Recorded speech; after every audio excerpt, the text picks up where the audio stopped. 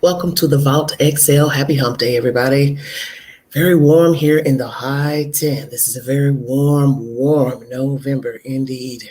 We're going to talk about Mr. Strickland, who was in a relationship with Caitlin Armstrong, as most of you know. This is a murder trial, Texas versus Caitlin Armstrong.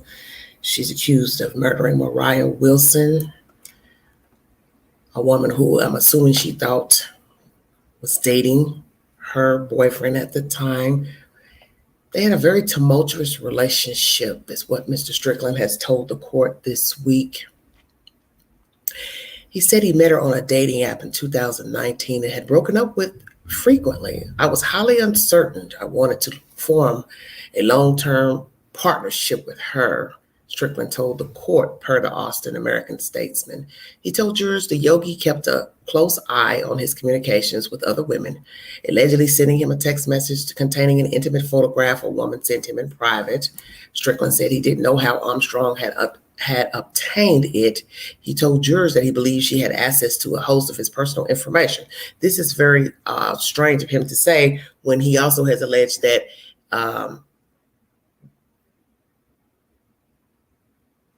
she was his manager. So is that the truth, or was that the truth? Was she his manager? Is he just saying this to save face? I'm not really sure, but we have come to learn that he has some violent issues. And one could say, well, he's upset. He doesn't want people in his face. He don't want the camera people in his face, blah, blah, blah, blah, blah.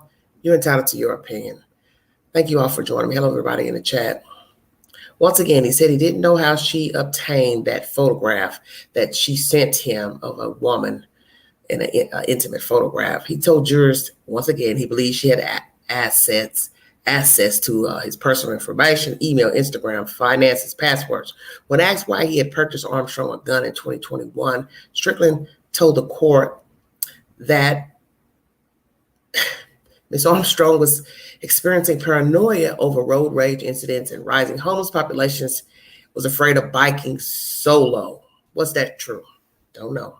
Strickland also recounted Armstrong's intense jealousy over his brief romantic relationship with Wilson, whom he referred to as an immense talent, as I brought you that commentary the other day. Per CBS Austin, Strickland claimed Armstrong sent him a text reading, "Send my love to Mo," after he posted an Instagram video of himself and Wilson posing in a group of cyclists. He told jurors Armstrong's behavior was erratic. "I know you better than to show up at the Meteor with that girl," Armstrong wrote him in text messages presented by the prosecution in reference to an outing Strickland went on with Wilson at the Meteor Cafe in Austin. Another text from Strickland to Armstrong suggested she tried directly contacting Wilson. "Did you call Mo?" Strickland wrote. "What the F?" That was his response to her when she asked him, did he call Mo? It was very interesting conversations here. Even after his reconciliation with Armstrong, Strickland told jurors he saved Wilson's name under an alias to avoid conflict. He testified that the last time he saw Armstrong was May 13, 2022, 2 days after Wilson's murder.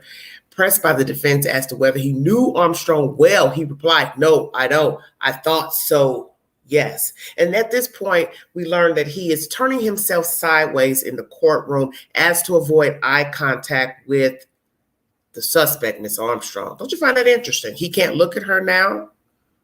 See, maybe had you left her alone, left the relationship alone, she could have moved on and not have resorted to killing this lady if we believe she is the perpetrator. Do some of you believe she is the perpetrator, that she did kill Mariah Wilson? Very interesting. Armstrong is not expected to testify.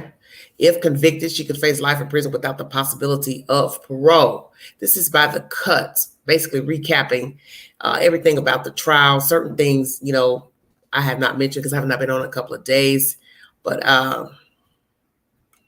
we're going to backtrack. Police took her in for questioning after discovering security footage that showed her Jeep in the neighborhood the night of the killing. As I said before, did the Jeep show a tag? Because I'm sure there are many Jeeps in the area. So how did they get to their house to ask questions about this deceased lady? Is it the CCTV footage with a tag number. Okay. Armstrong was taken in on an old misdemeanor warrant, but was later released owing to a clerical error, which that makes no damn sense. What was the old misdemeanor about? After her release, Armstrong allegedly sold her Jeep for cash at a local CarMax, flew to Houston and then to New York. Meanwhile, police received suspect tips about this person. They keep calling her Yogi. I don't think that's a good thing. You know, come on with the analogies. Including one from an anonymous caller who said Armstrong had once expressed a desire to kill Wilson. And I brought you all that information. I believe a friend said that she wanted to kill her. This is what she told a friend. After learning about the cyclist's relationship with Strickland, another tip came from Wilson's friend who informed authorities that Armstrong had repeatedly contacted the cyclist over a period of months. Now, I didn't know that. Telling her to stay away from Strickland. I did hear that. She told the girl to stay away from him, but I didn't know she kept contacting him. So how many times did she call this lady, Mo Wilson? Per a police affidavit, ballistic tests performed on Armstrong's gun suggested the firearm was involved in Wilson's killing. So we have CCTV footage. We have the Jeep going by with this from a camera, someone's camera from their home.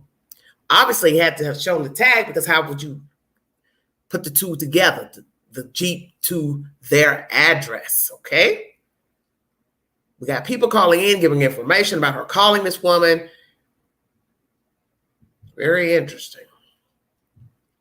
All right. Cameras captured her at the Newark airport May 18, 2022. U.S. Marshals determined she had flown to Costa Rica using her sister's passport. That passport was a passport that was issued to someone else that she used because she looked very similar to that individual. Okay? This is from Deputy Marshal Brandon Filler, said at a press conference at the time, per Velo News. So that was a fraudulent use of it, but it wasn't fraudulent in itself. Why would the sister give her the passport? I was listening to Banfield earlier this morning before going to work, and there's a hot butter case coming out of Tennessee of a fugitive who is a serial rapist, and he's on the run now 3 weeks. And what I thought was so strange, Banfield's questioning the victim about who would have helped him. Do you think the people inside would have helped? Do you think the people outside? And it's like, I don't know, strange. The questions that people ask.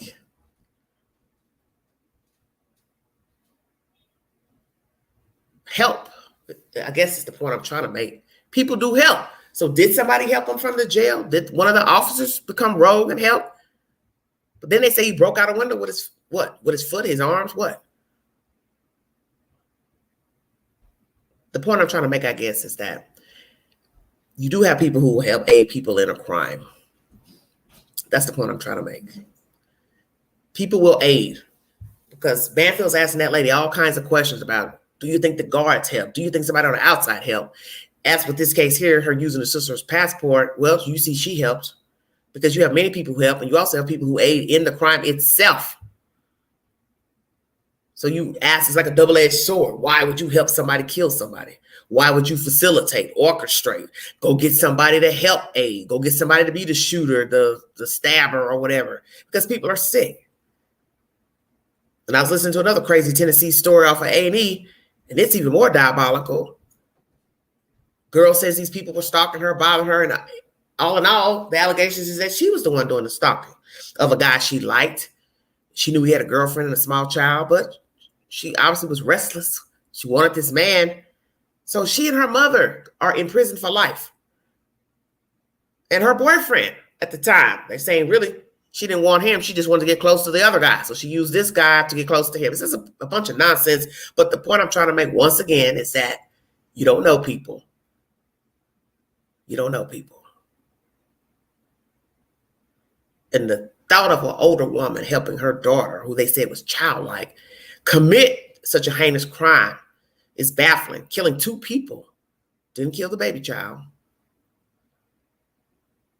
But people do it every day because you don't know people.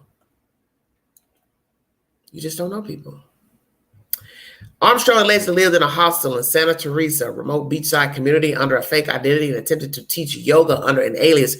We knew she was going to be associated with some type of yoga studio, Phyllis said at the press conference per Bicycling magazine, adding that foreign officials uncovered a handwritten login at a Santa Teresa yoga studio under the same alias Armstrong had used to enter the country. She was reportedly arrested by local police, transferred to the Central de Apprehension Regional Central Prison in Los Lagos. Booking photos indicate Armstrong appeared to have changed her appearance, chopping her strawberry blonde hair short and dyeing it a darker color. Receipts found in her belongings from a plastic surgeon's office indicate she had also undergone a nose job, per ESPN. Just a busy bee she was.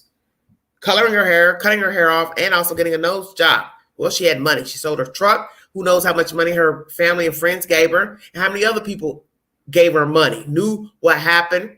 Did she even tell somebody, yeah, I killed that lady? Is there somebody else out here holding the secret that she admitted, yeah, I killed her? Hell, did she tell them why? It's very crazy. From the prison in Los Lagos, Armstrong was extradited back to the U.S., where she was slapped with a first-degree murder charge, as well as federal charge of unlawful flight to avoid prosecution and charges related to the misuse of a passport. Ahead of her trial, she incurred additional charges for escape, causing bodily injury after an attempted prison break. That was just recently. Allegedly running from the correction officers who accompanied her to an off-site medical appointment. Now they're saying that was deliberate, that we know you can't make a medical appointment. So what was wrong with her for them to say, okay, we're going to take her to see a doctor? Who was the doctor and what was the medical visit for? Very curious. Video footage shows her running with her hands restrained and attempting to jump a fence. A spokesperson for the local sheriff's office says officers caught up with Armstrong, restrained her approximately 10 minutes, of course. An arrest warrant obtained by ESPN suggests Armstrong had been plotting her escape for months. So let's ask that. Did she plan this for a couple of months? I don't know. Just repeating the information. In testimony, Cash told the court Wilson was covered in blood when she returned home the night of May 11, 2022. Jurors listened to the 911 recording in which Cash attempts to revive her. This is the young lady who Miss Wilson was staying with while in Austin, Texas. Strickland, as you know, has been the main focus of this case, his testimony this week. Let's hear some more about his behavior as of late. I want to play you audio too by news entities pertaining to this crazy, crazy story. Thank you all so much for joining this early evening live stream. If you'd like to donate to the network, $sign DeGangie, 129 Cash App, stickers and chats, and welcome to the live stream. KXAN is the source. Let's get information. This is updated today at 11:34 a.m.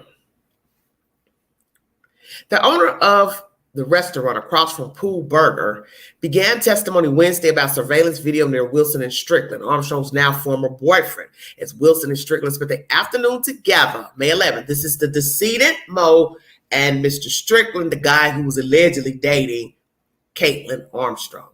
Detective Richard Spittler took the stand Monday and was in the middle of his testimony, but the court did not continue with him Wednesday morning due to a scheduling conflict for Spittler. His testimony will resume from the point he left off at another time. So far, he has addressed his work the night of Wilson's murder, as well as his questioning of Armstrong's former boyfriend, Colin Strickland, the following morning. During the course of his official interview with Strickland, Spittler determined Armstrong needed to be brought in for questioning. Very interesting. So what did he say to him? To say, oh, let's look at her. See, all this is interesting because I have yet to hear somebody say, yes, we saw her tag on the vehicle, which led us to their home. I've heard no one say that yet. And I've not been following the trial because naturally no cameras are in the courtroom. We're hearing everything via reporters. So let's hear that again. Spittler said he determined Armstrong needed to be brought in for questioning. And this is after talking to Mr. Strickland during a formal interview at the police station. Spittler said that was due to the combination of learning the black Jeep with the bike rack at Strickland's house belonged to Armstrong and the knowledge he gained during the interview with Strickland that there were guns inside the home. So we have CCTV footage of a black Jeep going by, bike rack on that Jeep. He leads them over there to their house, guns in the house, and she owns a black Jeep. Very interesting. Okay. As most of you know who are following the case, last week, the state provided surveillance videos that showed prosecutors saying that the Jeep was near the murder scene in East Austin, Texas. One of the defense's main arguments during opening statements was that the notion that none of that video captures Armstrong herself, just the car. So the defense is saying, hey, could be tons of black Jeeps running around. Doesn't mean she did it. Or probably some other people with a Jeep the same, with a bike rack. So how many Jeeps are in Austin, Texas and the surrounding areas with a bike rack? I don't know. As Spittler resumed his testimony today, he addressed ballistic, GPS, DNA, and electronic evidence he said he used in his investigation into Armstrong. Armstrong's DNA was actually found on Miss Wilson's bicycle that was taken from the apartment and put into the bushes. This is what I kept crying about the other day because I couldn't understand why they keep talking about this bicycle. One minute they say similar DNA. Now you say it was her DNA. Well, what is it, her DNA or it wasn't? Then I have to ask, well, what was she doing with the bicycle? Why would she move the bicycle? What is the damn relevance of this bicycle? Because I don't understand what the hell is going on about this bicycle.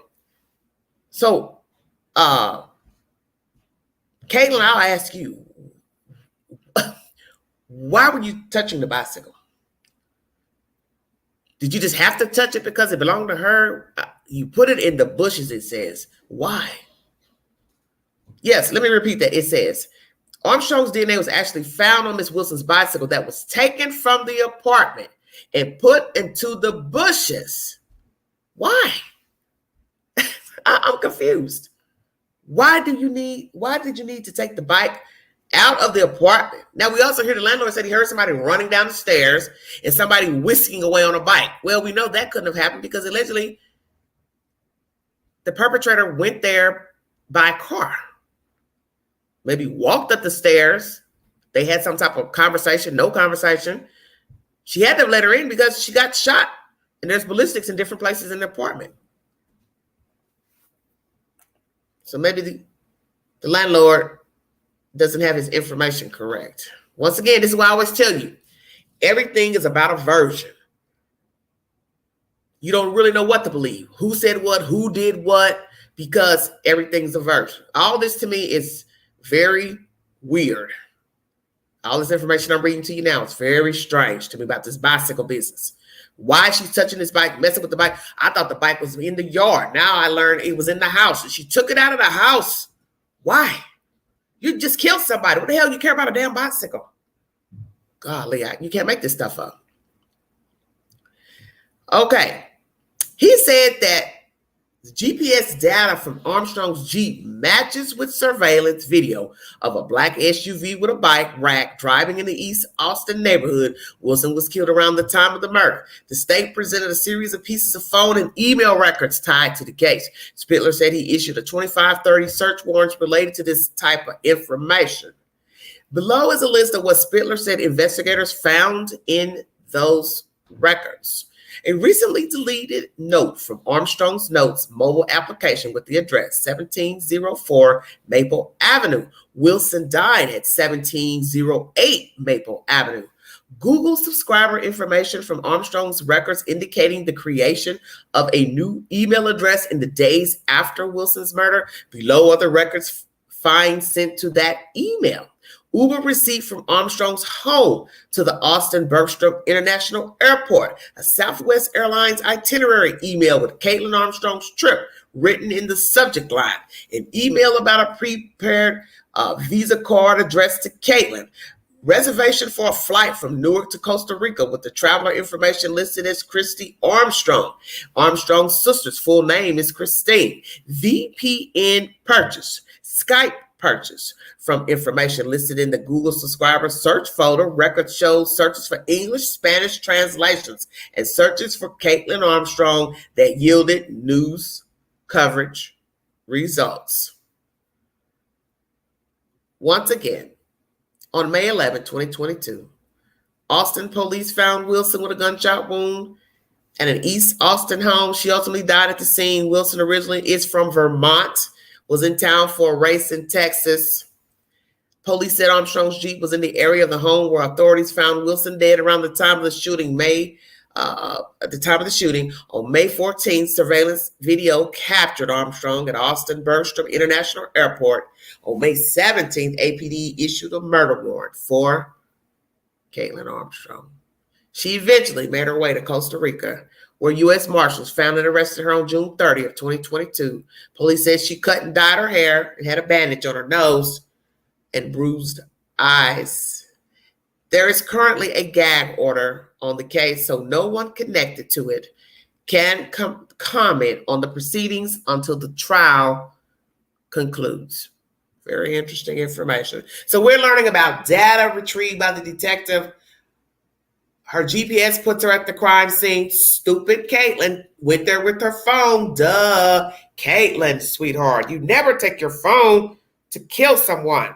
Didn't your mother ever tell you that? Where are her parents, family members, good friends? Have they been in the courtroom? Are they baffled by her actions? Where's her sister? Haven't heard anything about the sister. Has she been in court? Did she willingly give her credentials for this woman to flee the country? This is bizarre, but not so, I guess. It's only bizarre to those who would think it's crazy to lend your ID or passport to a damn murderer. What does it say about you? You're okay with your sister killing someone. She knew the relationship was null and void. He knew it was null and void. And they still kept playing house. And I blame both of them. But this is what happens when you get caught up with people and you can't leave them alone. I think most of us have been there where you just could not stop dealing with them, talking to them, calling them, emailing, texting, riding by their house, stalking, whatever the hell you've been doing out there in La La Land. You couldn't leave the person alone. And these episodes led this woman to kill another woman. Had somebody bailed out, perhaps Mo Wilson would be alive today. And the fact that he is trying to sugarcoat his dealings with Mo, it's to me disrespectful to the dead. It's disrespectful, period. Oh, I was just trying to be a friend. Oh, I was just trying to help her with her career. Oh, you're going to help her do what exactly? You're going to help her learn how to ride down a dirt road with rocks. Stop the bullshit. Just stop it. The deal is done. The lady is dead. And she foolishly met up with you, not knowing how psycho this woman was. Most people would have probably just left you alone if they really cared about their own, I guess, self-preservation and say, hey, I'm not getting anything out of this. It only lasted a week with him. I found that strange. He meets up with her. They sleep around, mess around for a week. Boom, he jumps back with Caitlin. That's the same bullshit he did to her when they went on that Arkansas trip or wherever the hell they went one time. And then she gets mad because of the, why I said Arkansas, wherever the hell they went, where Caitlin gets upset because he takes a picture, I think it was of Mo. And then he comes home and he breaks up with her. That was his MO. She says and does something he don't like, he breaks up with her. So let's ask him that, since he's alive. How many times have you broken up with Caitlin Armstrong, sir? Because it seems like you don't get your way. She don't get her way. She mopes and cries and says things to you. Then you get mad and then you break up with her. Then you pop back up, you back with her. And then the crazy part about this story is that all this breaking up you two were doing, you all were staying in the same damn house. How do you break up with somebody and still live in the same house? Well, I'm going to sleep in the den and you can have the bedroom. Don't look at me. Don't talk to me. This is all childish. But there's a dead person in this storyline. That's what's so jacked up about this case. Now, all this behavior is childlike and redundant. And sadly, a woman is dead because she got herself retangled up, whether she was dating him, sleeping with him, just meeting for a dive in the pool, a quick burger. It doesn't matter. She knew he had a girlfriend. There's no way she didn't know. And then she has had dealings with Caitlin. You hear now, Caitlin was calling her back to back for months. So one would say, well, then why the hell would you be meeting with him? Why would you meet with him knowing he lives with her? They live together. He ain't broke up with her. Why? Because if she was calling you back to back for months, ain't no telling what the hell that woman was saying to her. One would say, hell no, I'm not getting ready to get tangled up with him for nothing because he's got a crazy ass girlfriend. So there's something about him that she had to have liked. And there's something about her. And I really think he liked Mo Wilson. Because the fact that he's in court now acting like he can't look at Caitlyn, but yet you still kept living with her while you liked this one and then the other girl in Colorado. I think you're full of shit is what I think. I think you did what you wanted to do while dating Caitlyn. She hung around for the ride. She was so obsessed with you and wanted to be with you. And she couldn't leave you alone. And sadly, yeah, both crazy, exactly. You couldn't leave her alone either. They're going to put all this on Caitlyn. Yeah, what she did was wrong by killing that lady, but you rode the ride which led to the death of this young lady because had one of you decided to say this relationship isn't working, this lady might be alive. And then we also have to say to the lady, she still went back in dealing with him knowing she's had dealings with Caitlyn. This isn't a situation of she never knew he had a woman. She didn't know he lived with her.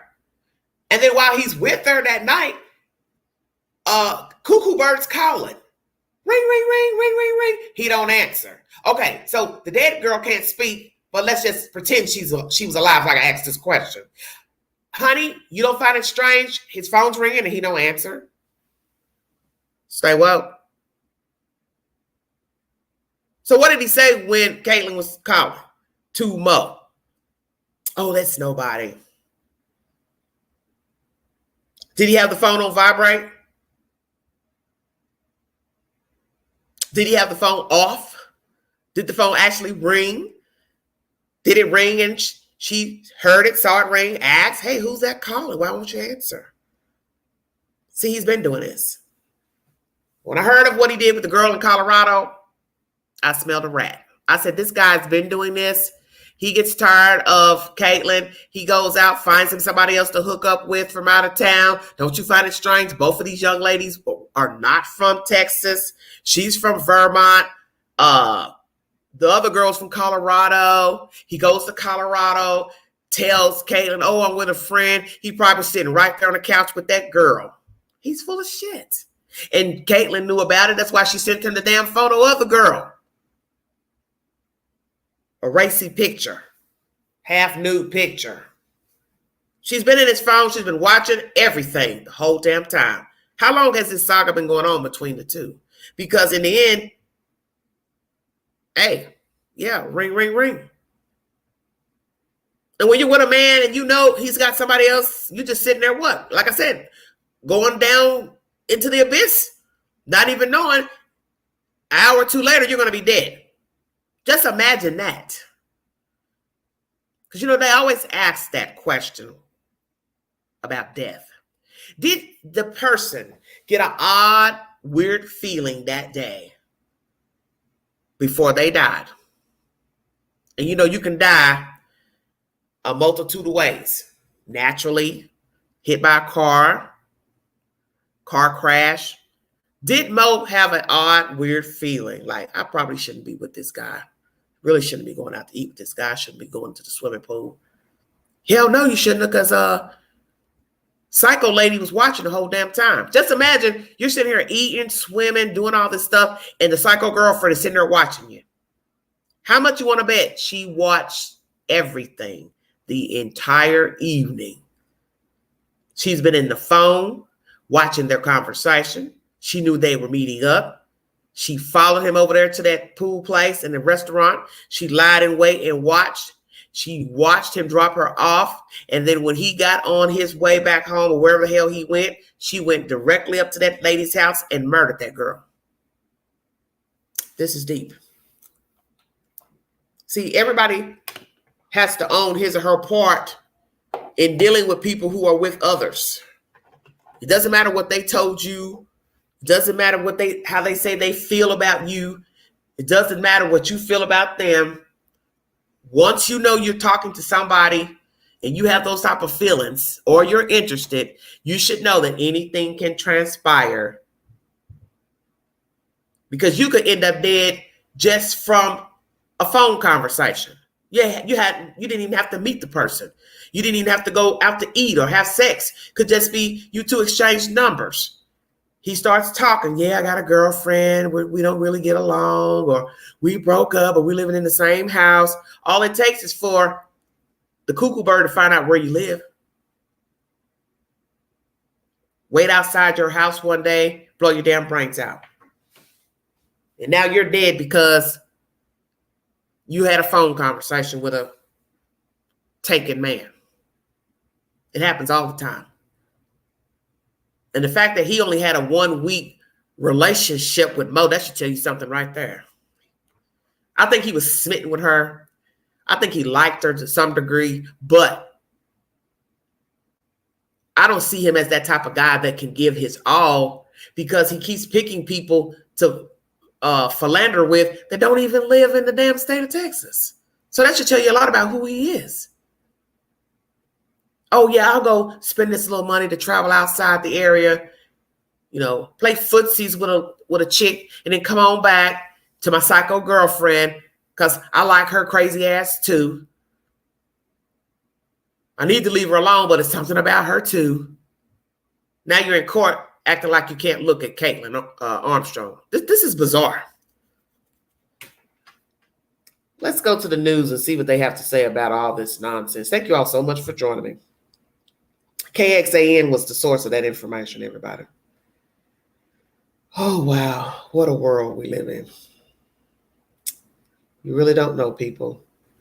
I'm going to come back maybe tomorrow. We're going to talk about this case out of Tennessee, this fugitive that's on the run, this serial rapist, because listening to Banfield today, my head was spinning this morning. I couldn't even get ready for work for listening to all that nonsense about how he escaped out the van and who helped and if it was a guard that helped and the guard shows up to the court with only one guy in the van. So my thing is, hell, did you even call to say, hey, I got an escaped inmate? The guy goes to a lady's house, bloody, to use the phone. Please check my community board for the updates. I've got it on my community board. News Nation is the source. It's a very bizarre story. But I think this guy meets women, and then he also assaults their girl children, and he also likes putting Mickeys in their drink and date raping the women. This guy's he's a piece of work.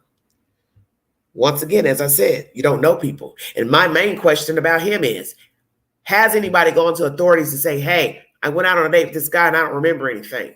Because they're talking about 50 plus women they believe he's done this to. Oh, let me tell you this part. He has filmed this. Because that was the first question I asked listening to Banfield. Like, how do you know he's raped 50 women?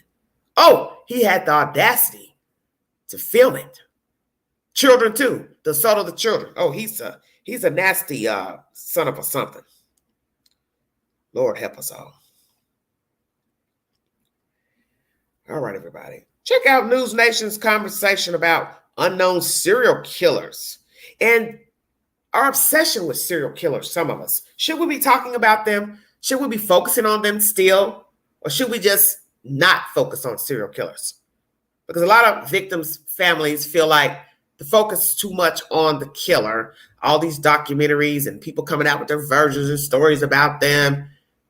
Should we be focusing on serial killers? That's interesting information I listened to earlier today. And please check out my community board because I have a few updates on here about this serial rapist. Oh, God, it's just disgusting. And Banfield talked to the victim. I also listened to that today, and he threw her off a balcony, perhaps. She either jumped, fell, or she was thrown over. I don't know. I also got commentary on there from News Nation about a squatter found staying in someone's house for 575 days, which makes no damn sense to me. How somebody could be in your house over a year and you don't know that they've been in there unless you were out of town. It's a very strange story there. That's also on my community page. Let's get down to business about this crazy Mr. Strickland. Mr. Strickland has been acting out. And I want to continue my story about Mr. Bubba Copeland as well. The pastor who's been outed, killed himself, because we found out he's been doing some very nasty things with the townspeople, information and photographs, posting them to pornographic sites. That was a very interesting live stream I did the other day. Okay, I'm trying to go back and pull up because I'm a couple days late on this information about Mr. Colin.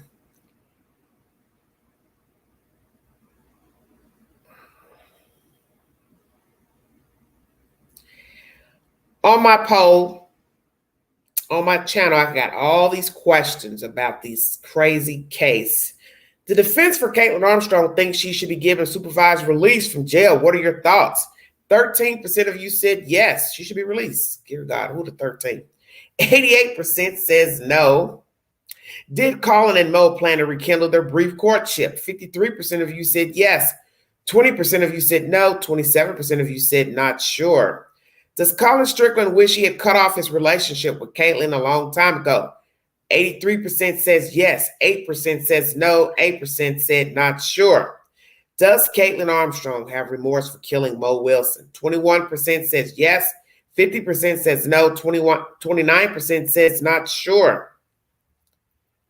Does Colin Strickland regret dallying around with both Mo and Caitlin at the same time?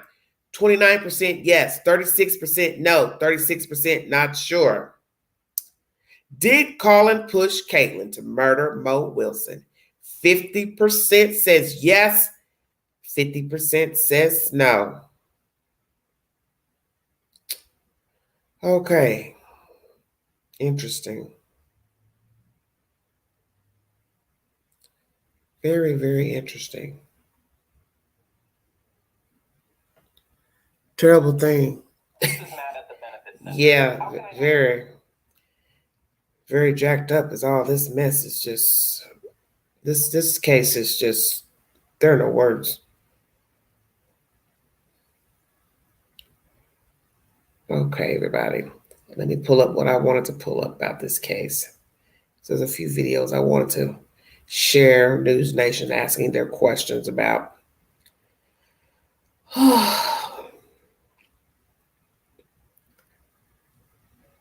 Colin, his bizarre behavior.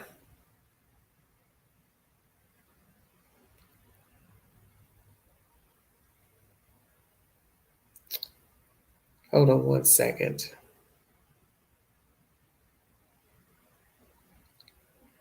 Okay. I thought I had all these.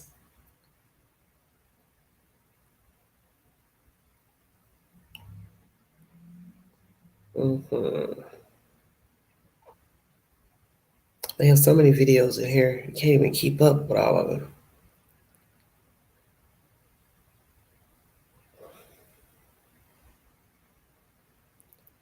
Well,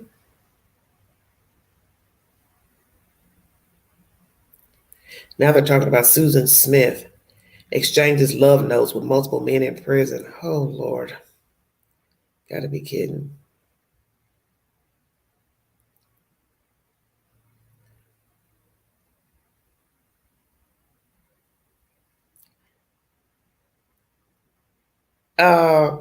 Colin has pushed a cameraman. Let's hear that. No, let's hear that nonsense. Hold on one second, everybody.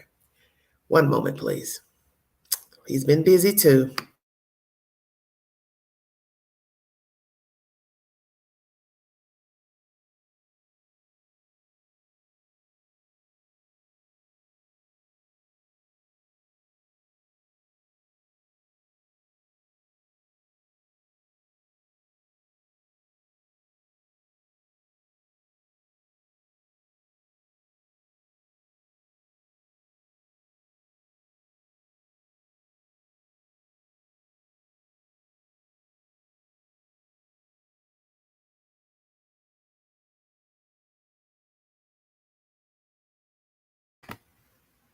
News Nation is the source, everybody. On Strickland in general, you mentioned a lot of the good reasons why he probably was in a sour mood. He was probably feeling embarrassed. He had to testify about really painful memories about two women that were very close to him in his life. But obviously that doesn't give anyone an excuse to be violent with other people, particularly photographers who are out there just doing their jobs. It's not just Colin Strickland that these photographers are focusing on, right? Every single time Mo Wilson's family comes into the courtroom, Caitlin Armstrong's family comes into the courtroom, the cameras are rolling. We don't have cameras in the courtroom, and so these photographers are doing their job, which is capturing the most important people in this case. And when it came to Colin Strickland, we now know that this is actually his third violent outburst. There was one that happened on Friday that we didn't even realize until we were watching video back, where he actually pushed another photographer's camera to the ground. But then again, today, during the lunch break, we saw it again. This one really captured on video, caught everyone's attention, him actually grabbing the lens of a photographer's camera and shoving it to the ground. And then later on, after he was testifying, leaving the courthouse, he's being escorted by sheriff's deputies and other armed security.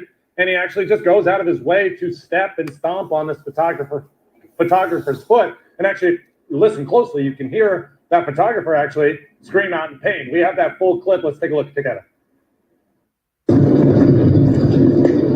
Ouch! Wow.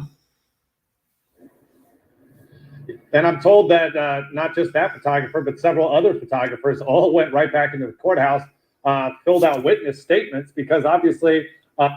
while he was walking out of court, this is uploaded a day ago, he was escorted by the police department, sheriff, or whomever. So I guess they want to make sure nobody does anything to him, or he makes it safely to his destination. Very interesting. I think there's something wrong with him, because just hearing him sitting in the courtroom, turning sideways, not wanting to look at Caitlin. You don't have to look at Caitlin, Dodo Bird. You didn't mind living with her, playing house with her, playing all these damn reindeer games with her. That's the reason why she killed that woman, because she was obsessed with you and you liked it. Because at any point you could have told her, hey, this isn't working out. We don't get along. You know, I don't find you attractive. I'm not attracted to you mentally, physically, sexually, whatever. Hell, lie. You were good at lying. Because you love picking up women from out of town. He doesn't get a pass in my book. I don't care. Because once I learned about the woman in Colorado, everything fell into place for me. He's a typical whore. A typical male whore. And I won't doubt that there were other women in Texas he was canoodling with. How about that? That's something we should be talking about. What about the women we haven't heard about? Because, see, I think in his mind, he thought it was safe to date these women who live out of town. Well, I'll slip out, go out of town, pretend I'm going over here. Caitlin will never know. Caitlin's been knowing everything. She has made it her business to know. That's why she should have cut his ass off. When she found out about whomever, I don't care who was first, Colorado, the Colorado woman, this woman, Mo, whoever, Shamika down the street, Mary Sue down the street, she should have said, you know what? I'm better than this. I deserve better than this. You can't choose me. You can't be just me. I'm done.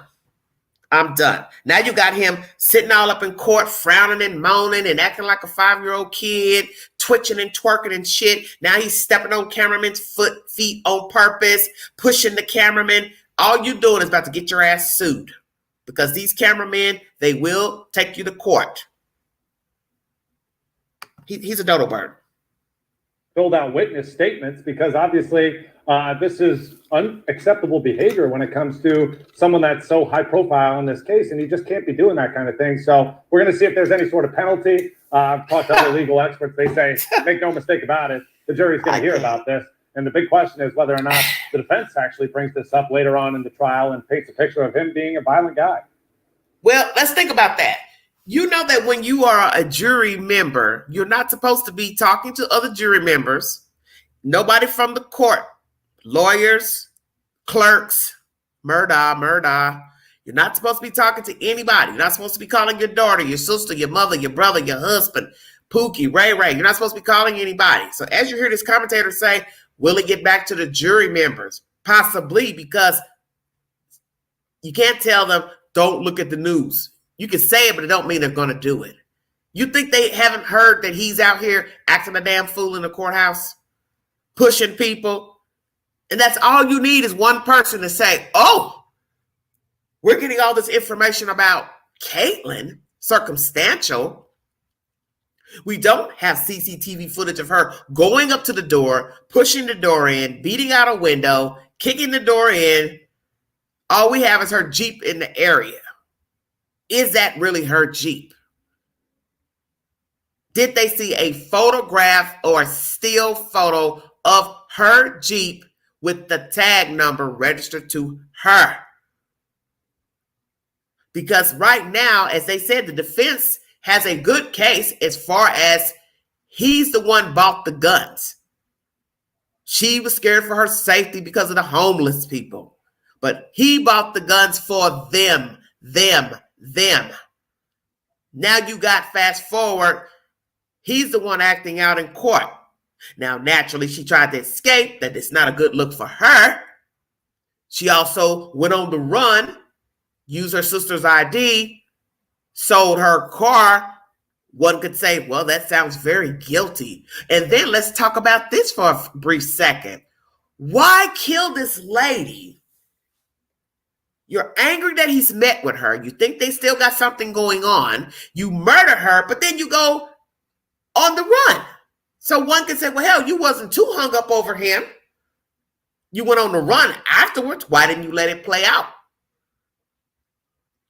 So you went on a run originally. Then U.S. Marshals get you from over there, foreign country. Then here recently, a month ago, you try to escape. So we know you're in good shape. You can run. That doesn't look good, Caitlyn. Then some might say, well, she's scared. She doesn't want to go down for this crime. So will her defense attorneys try to say that Colin is the perpetrator, that he is the one that killed her? So that's another thing I just thought about. What car was he driving when he picked her up for this date, this friendly date, this non-date? What car was he driving to pick up Mo Wilson? Did both each have separate vehicles in their name? Very interesting information. You're entitled to your opinion. Now, the defense actually brings this up later on in the trial and paints a picture of him being a violent guy.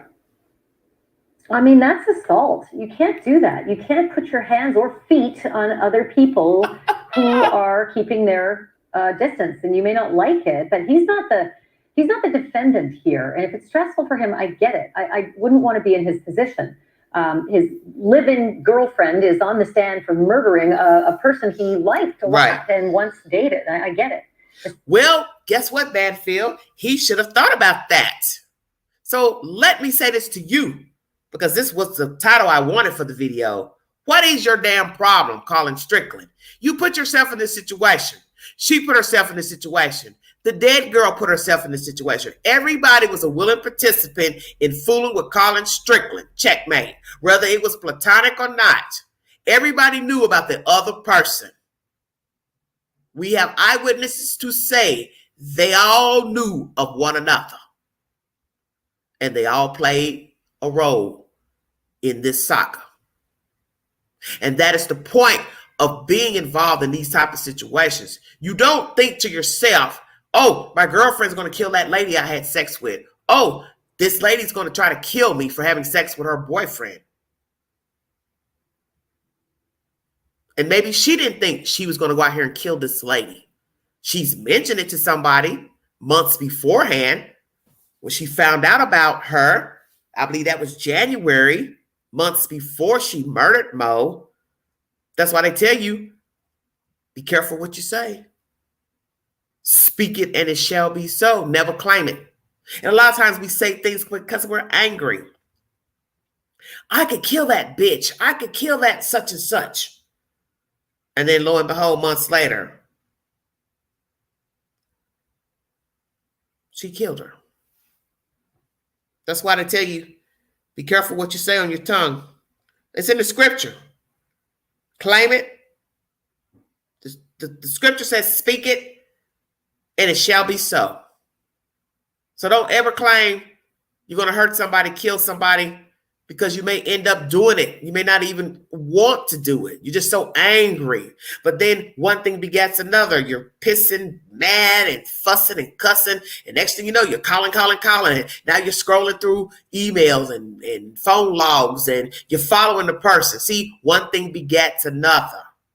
And now, it's a myth. Oh, she planned it for months. Well, you got to show the girl was in town for months for it to be planned.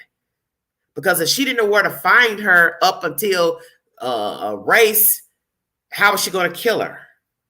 So you got to prove she knew that she was going to be in town on this weekend, whatever, to say, oh, she planned her death.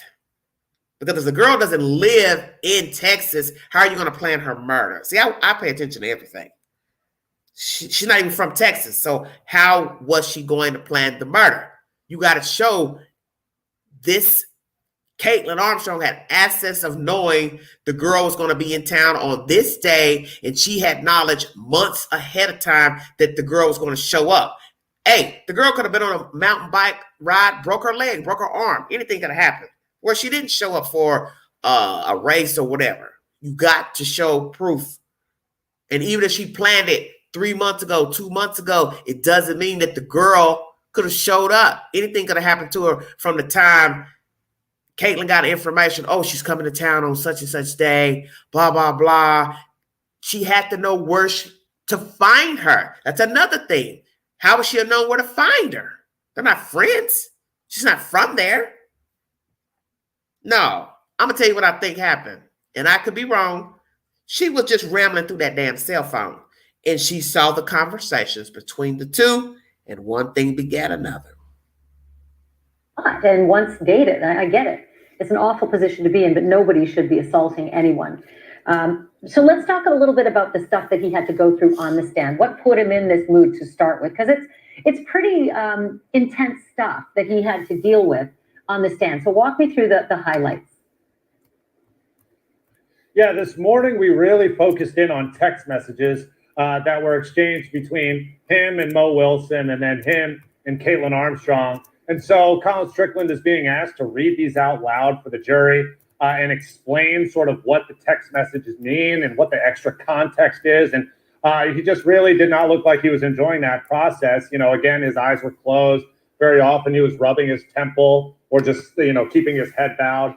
But they really showed a lot, not only sort of the type of relationship that he had with Mo Wilson, which I admit was mostly professional. They talked a lot about bikes, but of course there was correspondence about where are you now? Where have you made it to California? Or I'm coming to Austin, Texas. And so there was a lot of that back and forth. But even beyond that, it showed the sense of jealousy that Caitlin Armstrong had, particularly in her text to him, saying things like, before we get into that, were most of the texts as of late between Mo and Colin strictly business? No, I miss you. You smell good. Oh, remember that night? Y'all see where I'm going.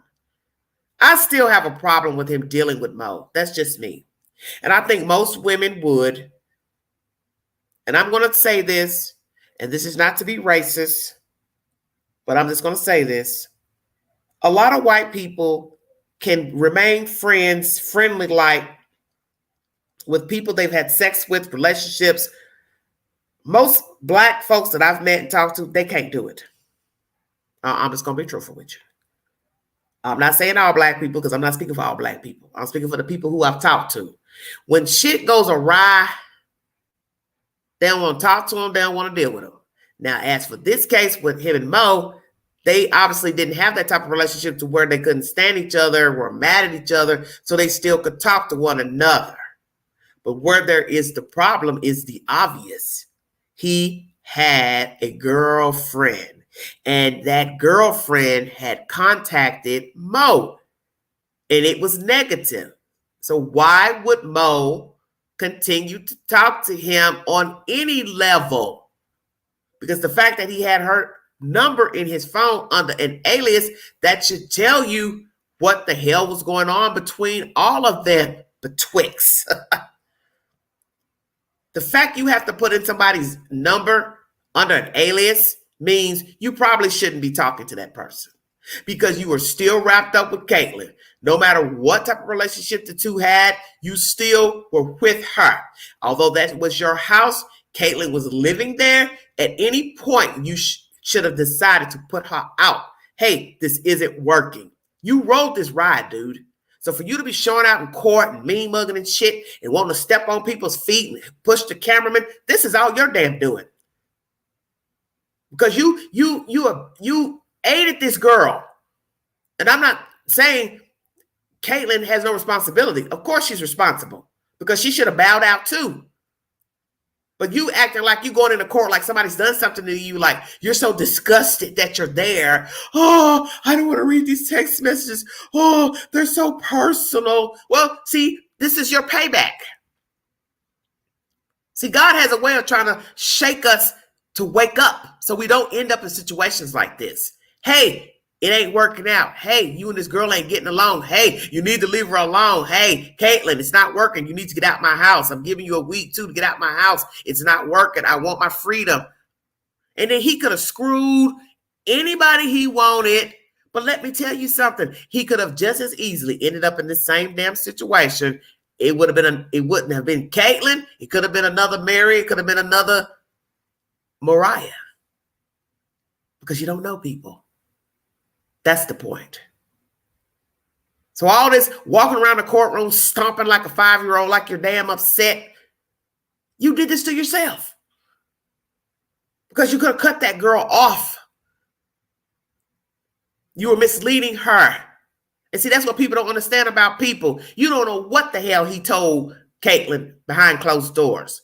You know, I love you. I've got a problem. I like women. I like this. See, you don't know. Because she's not testifying, telling you what he said to her in their innermost, private conversations.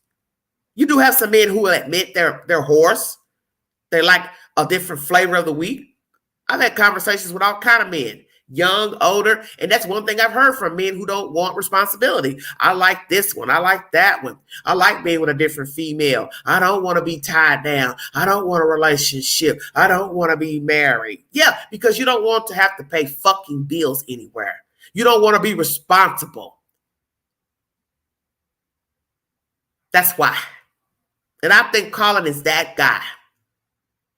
He's that guy that don't mind putting his PP in different places and then cry and moan later when some shit pops off. Oh, I didn't know she had my code and my emails and my password. Yes, you did. Because 9 times out of 10, your passwords is your fucking birthday. Like everybody else uses their damn passwords for their damn birthday. Because it's easier to remember when you use your birthday. Because when you try to remember all these different numbers and different things for emails and this and that, don't get me started because everybody knows how I feel about passwords and emails. It shit pisses me off because it's stupid. 2023, every time you go somewhere, do you have an email? No, I don't. I don't want to be defined by a damn email. Everything is case sensitive. You have to put a this and a that, and it's 8 letters and da da da da. And it's just like, okay, whatever. Excuse me, I'm ranting. But the point I'm trying to make is he was in thick with Caitlin. That's my point. And he's trying to sit up in his courtroom and act like he's so disgusted that she murdered Mo.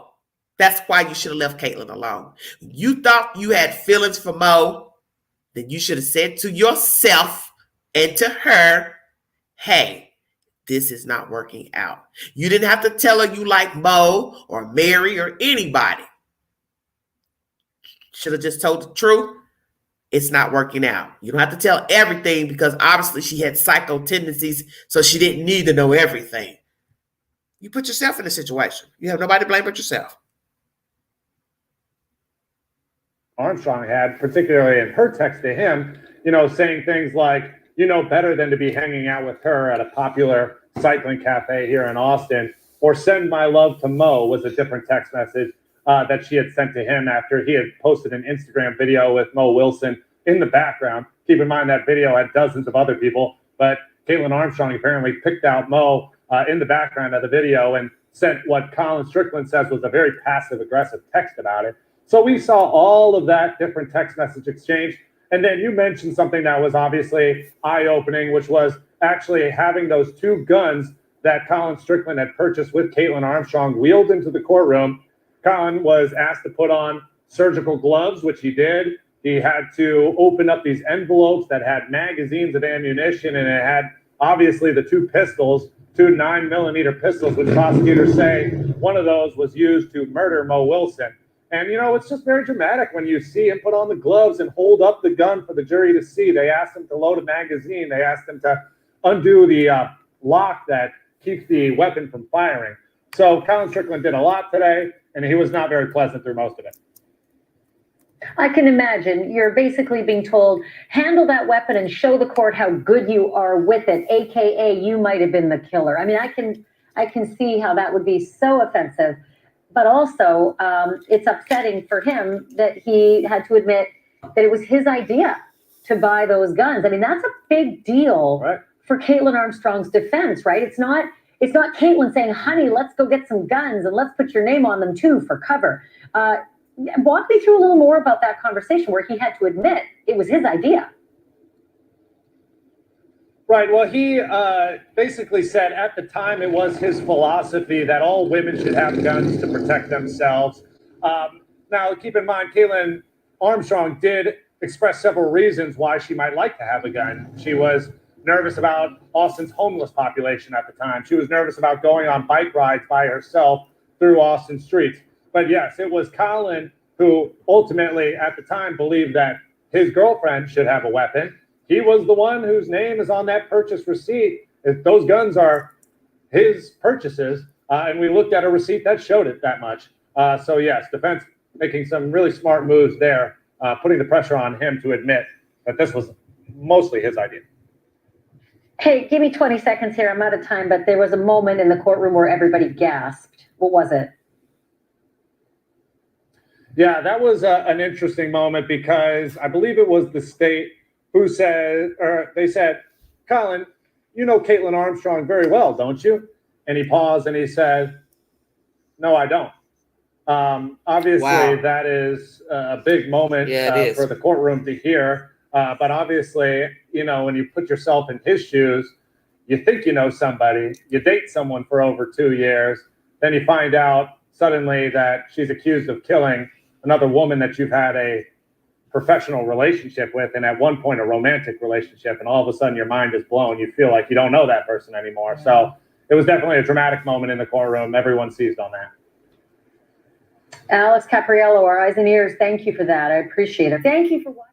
Banfield, everybody. Well, let's be truthful. As I said, I'm not diminishing what Caitlin Armstrong did by no means. She is guilty if she killed that lady.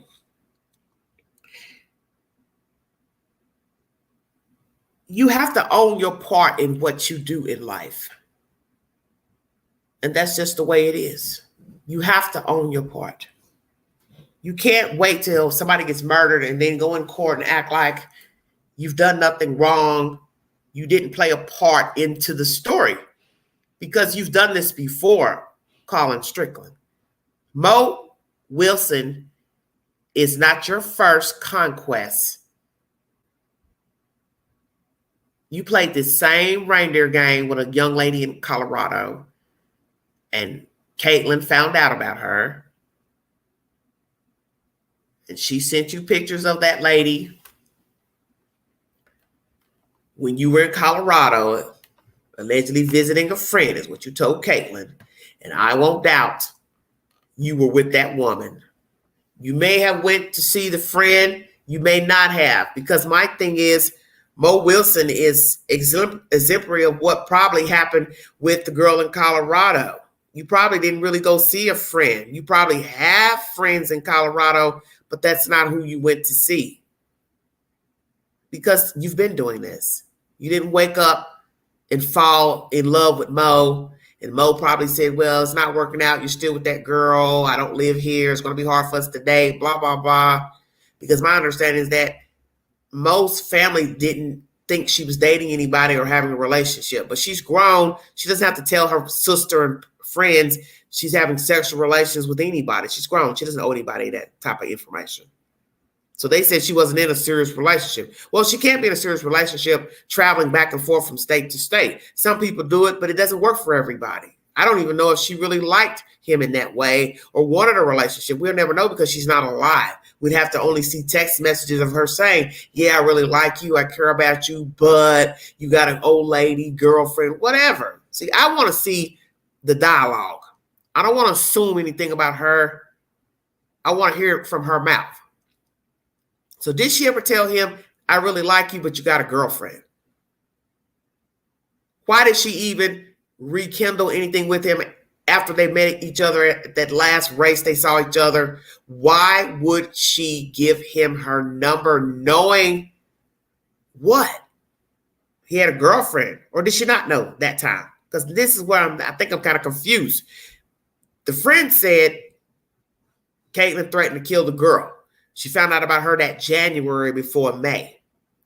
So what I need to know is, was Mo calling her from January on right before she murdered her? Because you got to remember, he met her, what was that? I believe that was October 21. It only lasted a week. Then he pops back with Caitlin. When did Caitlin call Mo to confront her about her man? Because my understanding, she didn't find out until January, if that is true. See, it's too much to even keep up with. All this he said, she said BS. This is childish. And sadly, somebody's not alive. But all this is childish. It's childish behavior. That's why you have to think. You meet somebody, they have a girlfriend or wife, you have to ask yourself, is it worth it? That's all I'm going to say to you. Is it worth it? Okay, going back. There's something else I want to play for you guys.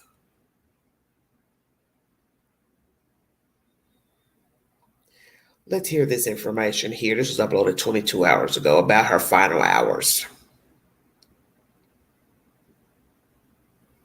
Prayers to the victim's family, because this has to be very hard for them, hearing all this testimony. In Austin, Texas, we're learning more about the woman gunned down and what prosecutors say was a love triangle turned deadly. Yeah, back and Mariah forth. Wilson was a professional cyclist who had a brief relationship with Colin Strickland, another pro cyclist. The two remain friends, bonding over their shared interest in racing.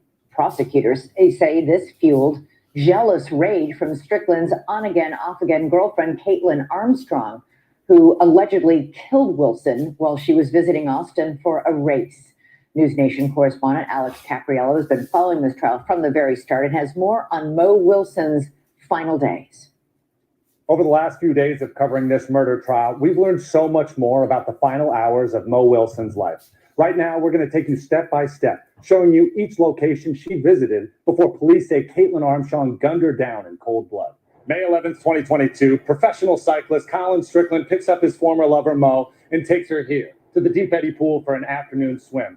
Just a short time later, the two were seen on surveillance cameras here at the Pool Burger Bar enjoying food and drinks. That exact same camera actually captured a black Jeep with a bike rack coming right down this street, identical to the one that Caitlin Armstrong owns. It wouldn't be the last time a black Jeep would be seen near the victim. Fast forward, it's now sunset here in East Austin. Colin Strickland's motorcycle drives down this road before dropping off Mo Wilson at the base of these steps. It's at this time that a video camera at this house right over here actually captures a black Jeep slowly driving up. And just moments after that, 3 distinct gunshots are heard. Mo Wilson's body was found with 2 bullet holes in the head and 1 in the chest. The next morning, detectives showed up here at Colin Strickland's house to deliver the news. They would escort him to APD headquarters, where he would be interrogated for a grueling 6.5 hours. Prosecutors say the entire time, Caitlin Armstrong was watching the whole thing unfold from those windows. By May 13th, she had sold her car and hightailed it out of town. She wouldn't be captured for 43 days when U.S. Marshals found her hiding out in Costa Rica. Wow, what a journey. Alex is now joining us live outside Austin, Texas courthouse, where Armstrong is on trial for murder. Alex, there's still much of this trial left to go. What do you expect to happen in the coming days? Yeah, look, we've only briefly skimmed the surface when it comes to DNA evidence. We haven't even begun to touch ballistic evidence or GPS tracking of both Caitlin Armstrong's cell phone and her Jeep. I expect a lot more coming up in these next few days. Yeah, it's going to be a busy trial that has really riveted a lot of the nation. Thanks so much, Alex Kepler. Well, we do know that information was revealed in court today, and GPS puts her at the crime scene in the timeline of the murder of Mo Wilson. Her DNA is on the bicycle that belonged to Mo, which is very strange to me. As I brought you commentary earlier, days ago, I couldn't understand what was the relevance of the bicycle. Obviously, she took the bike. This is what they're saying. The state is saying she took the bike out of the house and I guess laid it in the grass. I don't understand. This makes no sense to me. Caitlin, honey, what the hell is wrong with you? Why were you messing with this girl's bicycle? You already murdered the girl, so why are you messing with the bicycle? This is all bizarre information. I will put up polls pertaining to this information if I can think of something to ask pertaining to the information that I brought to you. I have a source for all of the information. Once again, you're entitled to your opinion. Know that this conversation about Mo, Caitlin, and Colin is a version. Naturally, the data don't lie. If you wrote something, texted something, allegedly it's you. Now, it's not to say that there aren't dummy accounts. People make dummy accounts to pretend to be somebody, sending, messages to a phone or whatever, because that has happened. But for now, it's all linked to Mo. Caitlin talking to him via text, sending pictures, text messages about Mo, another woman. It's all sad because, I'm going to be candid. And I've talked to some of you candidly about dating at my age, 52 years of age. It's very hard being an African-American woman at this age dating. I would assume it would be just as hard for me if I was younger, because you can't bank on somebody being honest with you about who they are. It's horrible. And here you have two attractive looking white women. They're young, they're vibrant, they can walk, they can talk, they can flip, they can hop, they can skip. And they're both dealing with this guy, however you want to word whatever the entanglement was, because I'm not even here to clarify what it was that each had with him. I'm not even about to do that, because that's something I'm never going to do due to the fact that one's dead. So I'm not about to clarify what either had with him. The point I'm making is that he's not a bad looking white guy. The two white women are nice looking. What the hell is going on? It goes back to what I've always said. You don't know people. There's always that one person that wants more than the other one. There's always that one person that likes one more than the other one. And I can speak from personal experience. It is a terrible place to be when you like somebody, you're interested in them, and you wanting more from them. And you may see signs that they are not your type. They are not on your level. They have nothing to offer you. But for some sick, sad ass reason, you are attracted to that person. It could be for God knows what reason. Sex, what they have. You thought you liked them, whatever, but it's nothing there. And that's the point where I'm going. That's what you should focus on. And I'm speaking from personal experience. You need to focus on what is not right. Not the few times that you laugh and giggle and the sex is great. Focus on the shit that ain't right. Because that's pivotal.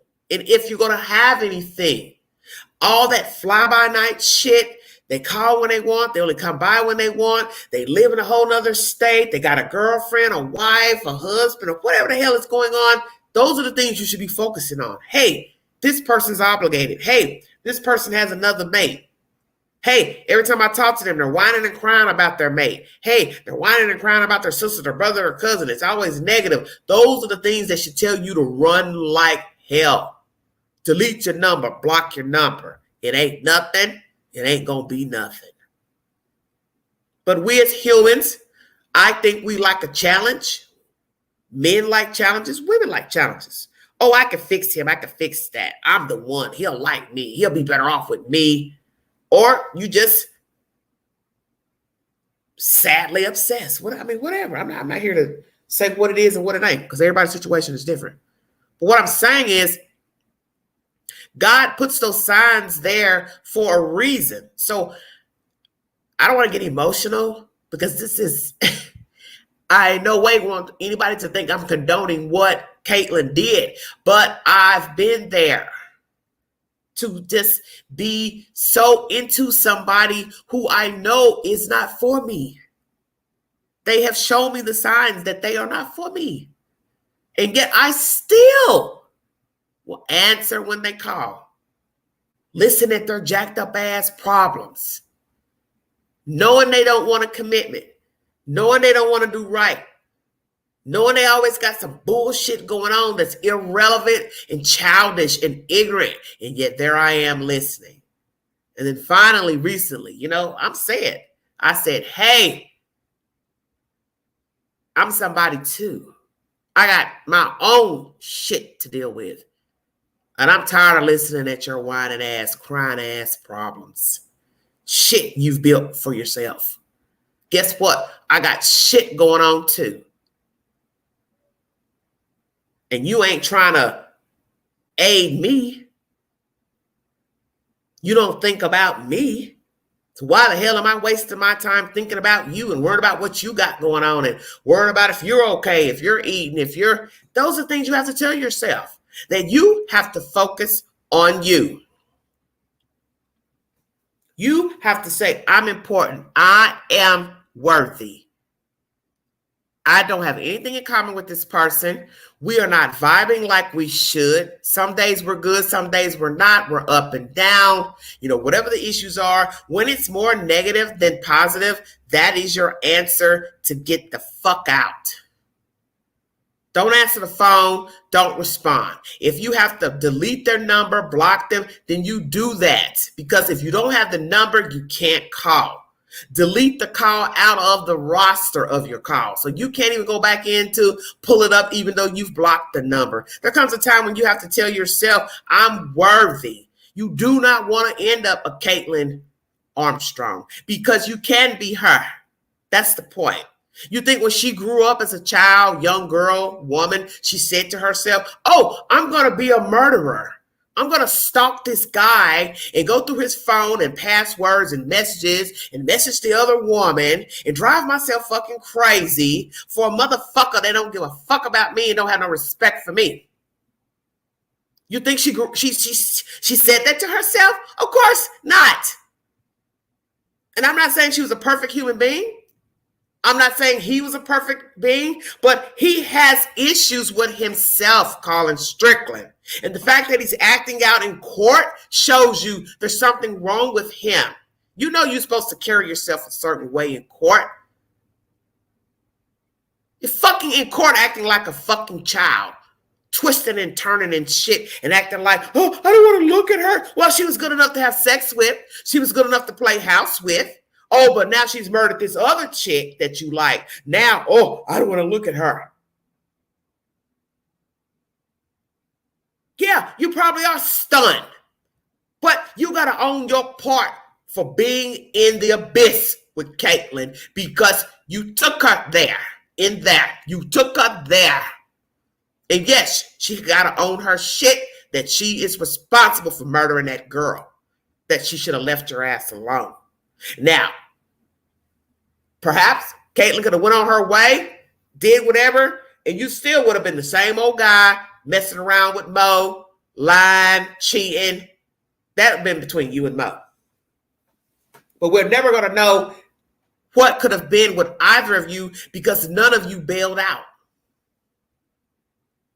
None of you bailed out. And that's what's so jacked up about this fucking story, is nobody bailed out. I'm going to do another live stream right in this one, because I want to get this story out, and I don't want to do another separate live. I'll change the title. Let's talk about the serial rapist here in my demographic. Oh, thank you, Teresa. It's so sweet. Thank you so much for the donation, honey. Thank you. God bless you. Let's talk about this serial rapist, because I got a little more time on this live stream. Let's just dig into the belly of the beast and get it over with. This is a 2-part live, everybody. Thank you for joining me. Welcome to the Vault XL. How did a Tennessee federal detainee and alleged serial rapist escape? This is Banfield, everybody. Thank you for joining me. This is part 2. Let's make this live count. Prayers for the victims. If any of you have had contact with this man, please call authorities ASAP. We need to get him off the street. He's still on the run. One moment, please.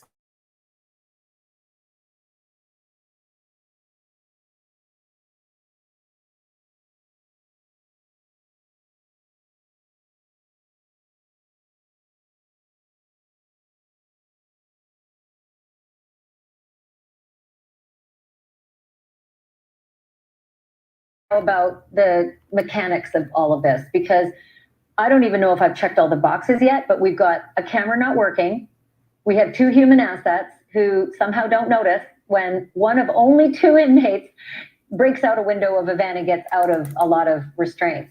The natural question would be inside job. I mean, that's probably what everybody watching right now thinks. So what are the possibilities it is an inside job?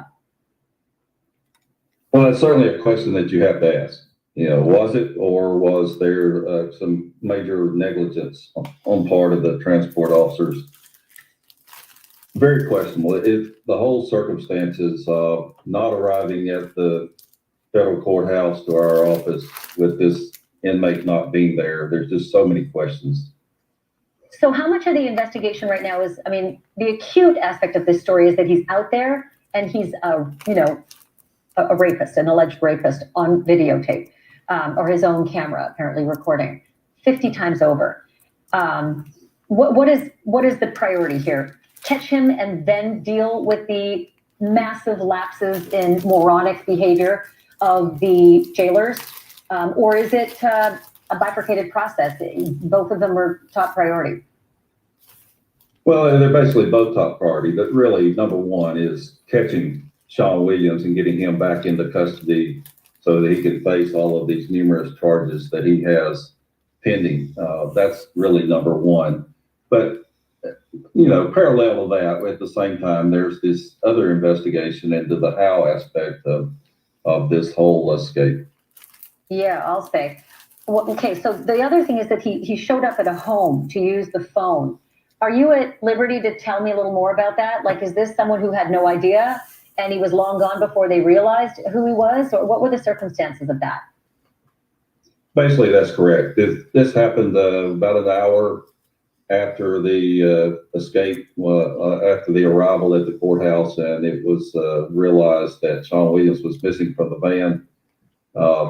He walked to the front porch of a woman and had a lot of blood on him and asked to use the phone. She did not allow him to use the phone. Obviously, this seemed to be pretty alarming to her. She was not aware of the escape at the time, and it was a little while later before she actually called law enforcement and let us know that a man had been to the house, and she had heard by them that there had been an escape, and it might have been Sean Williams. Was she okay? Was there any incident there with her? I mean, think about the person who was on her porch covered in blood. Was she unscathed?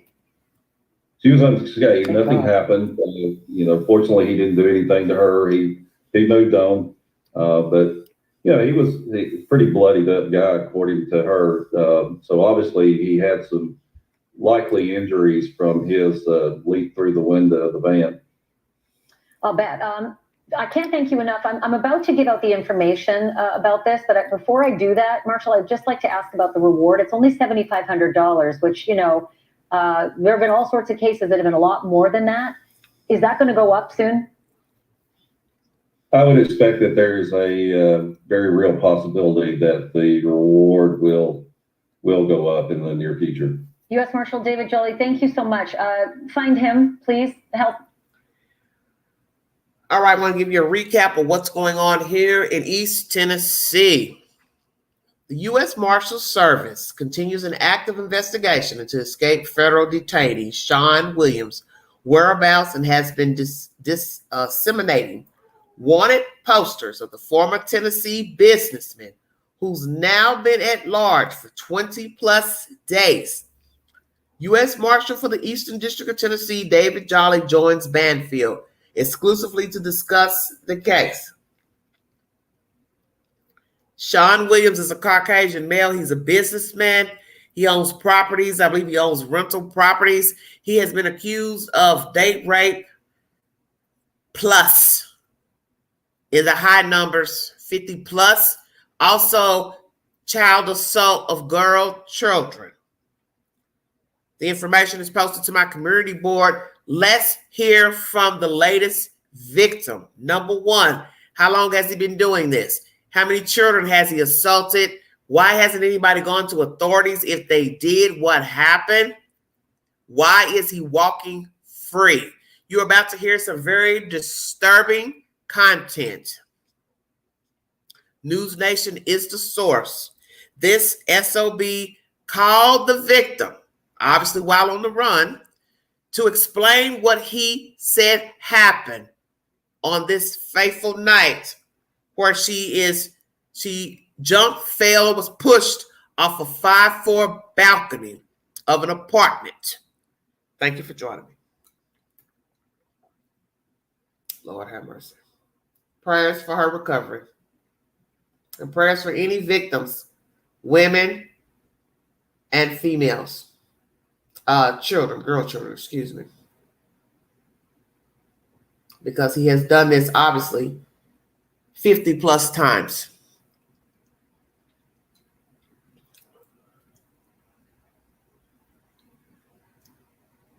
This was uploaded 18 hours ago. News Nation is the source, everybody. Thank you for joining me.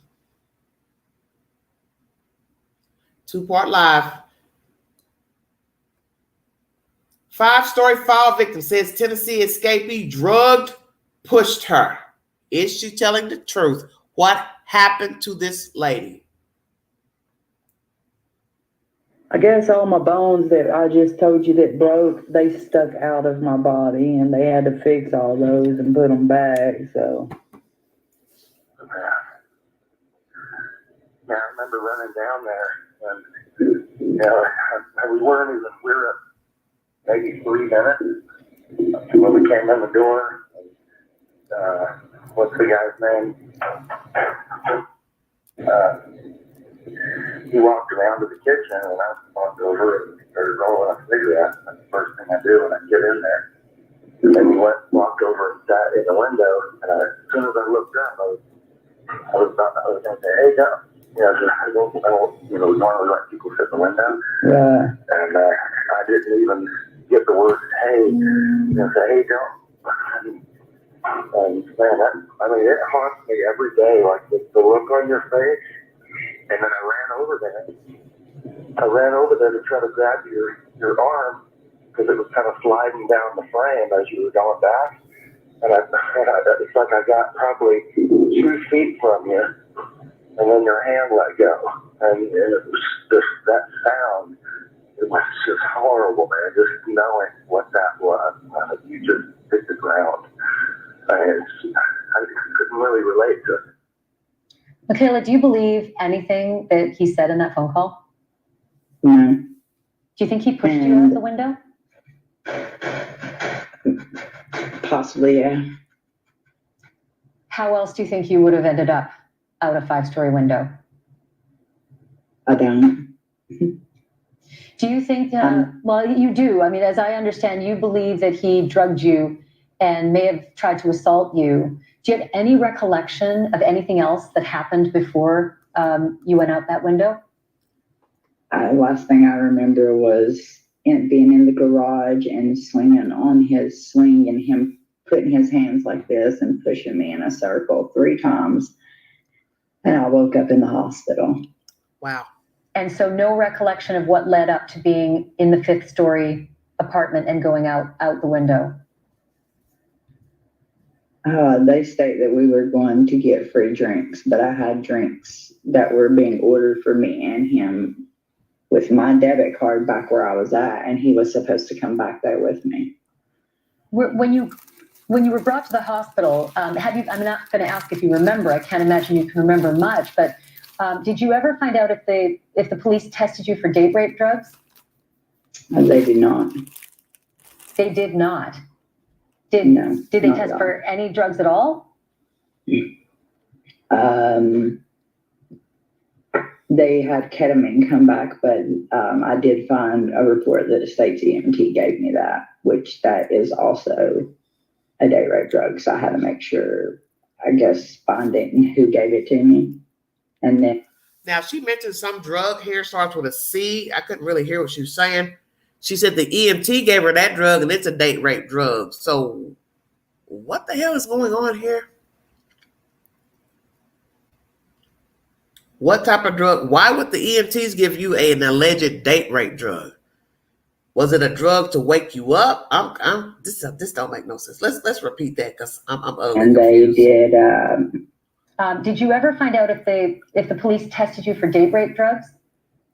They did not. They did not. No. Did they not test at all. for any drugs at all? They had ketamine come back, but I did find a report that the state's EMT gave me that, which that is also a date rape drug. So I had to make sure. So she said ketamine or something. I don't know if I'm pronouncing it correctly. I'll do more research on this drug after she speaks because I don't really understand what the hell's going on here. Oh, Lord help me. This is baffling. I guess finding who gave it to me. And then they did alcohol and tested for marijuana and cocaine and I think a few other things, but they never tested for date rape, even though they were requested by my mother to do that. When you heard that Sean Williams escaped, did her mother request a toxicology for date rape, and why would she ask the doctors to test for a date rape drug? What was the shape besides, naturally her falling down 5 stories down at this apartment complex? Why would the mother think she should be tested for a date rape drug? I'd like to know. Very interesting. Did she tell her mother she was going on a date with this guy, inviting him over? The fact that she said she was in his garage swinging in a swing, and the next thing she knows, she's in a hospital. What is going on here? What type of place is this? Where is this place? Is this a regular apartment building, condo building, subsidized housing? What is it? High rise with balconies? Have to be. A balcony or a window she went out of. Didn't say a balcony, it said a window. How the hell do you fall out of a window? A window is way more suspect than even a balcony. Because somebody can say, oh, they were having fun, they were drinking, horsing around, they were, climbing over the rail, she fell off. Oh, Lord, I hate these type of stories because they're ignorant. Was this her place or his place? Because 1 minute she says she's swinging around in a swing in his garage, and then she wakes up in the hospital. So how is she falling out of a 5-story window? Whose window was it? Her apartment or his? He allegedly is a business owner and owns property. So was she renting from him? I believe that's also going to be mentioned, that she was renting from him. I'm not really sure. We're going to play through this because this is something. The queen, something's not right. There's something way off with this story. when you heard that Sean Williams escaped the way he did, out of shackles, handcuffs, belly chains, and a transport van, and we're learning there was another inmate in that van and 2 guards, what was your first reaction?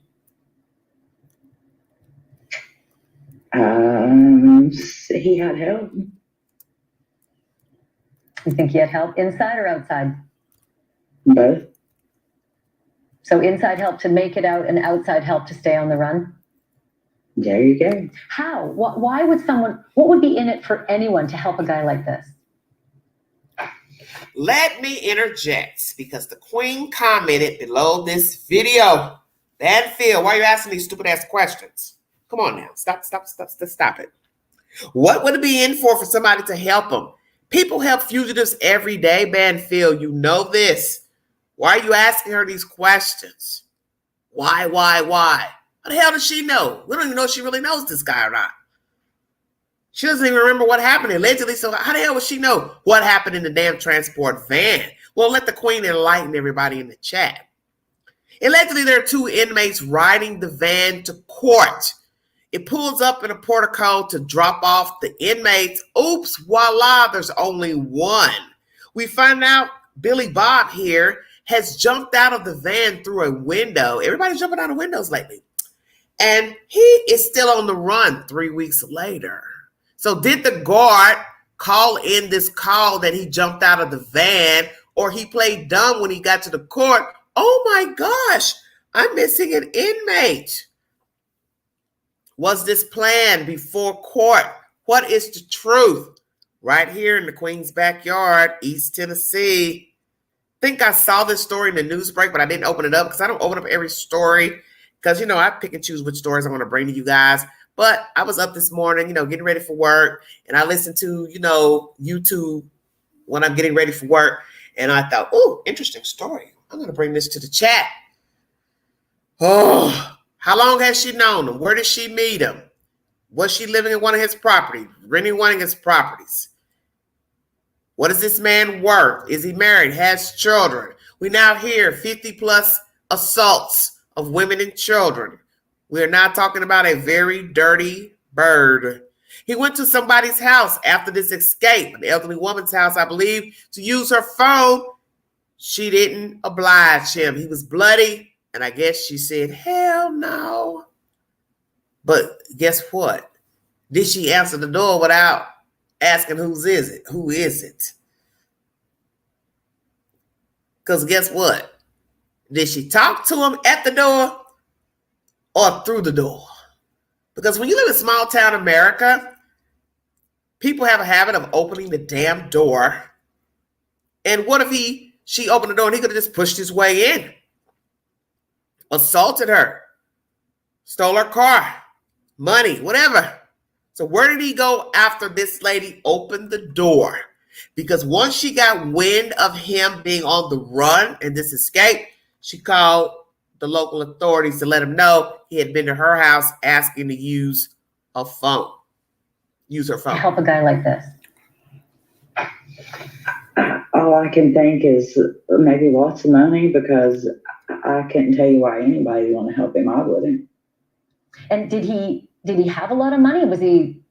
Did you know? I mean, I do know that he had those apartments, but how would he have come into the kind of money it would take to have someone help someone like this? Well, supposedly he had money before, but he also soda. Banfield, please stop it. A person can pay a person a couple of $100. Hey, make sure I get off this fucking van to freedom. I'll cash app you $300, $400, $1,000. It's a small area. If indeed he is from the area, they probably already know him and know he has money, Banfield. Oh my God, really? You're asking this question? This is small town USA. People know each other. He probably had been already talking to this guy, this guard. Hey, I need help, dude. I need to get out of here. I ain't trying to go to court. I'll cash app you $1,000. I'll do this. Woo, woo. Who's to say they don't already know each other? Ding, ding, ding. You're asking her all these stupid questions. Why would somebody want to help them? Why not? That's the question I always tell people. Don't ask why not. Why not help him? I'm helping him because I'm just like him. I'm helping him because I need the damn money. I'm helping him because he offered the money. Really, Banfield? Come on now. Ladies already been through enough. Those are stupid questions you're asking her.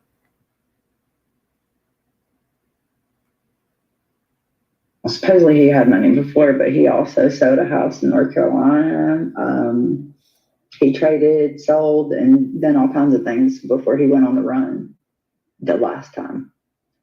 When you found out that police found digital evidence showing the potential rapes of over 50 unconscious or semi-conscious women, what did you think?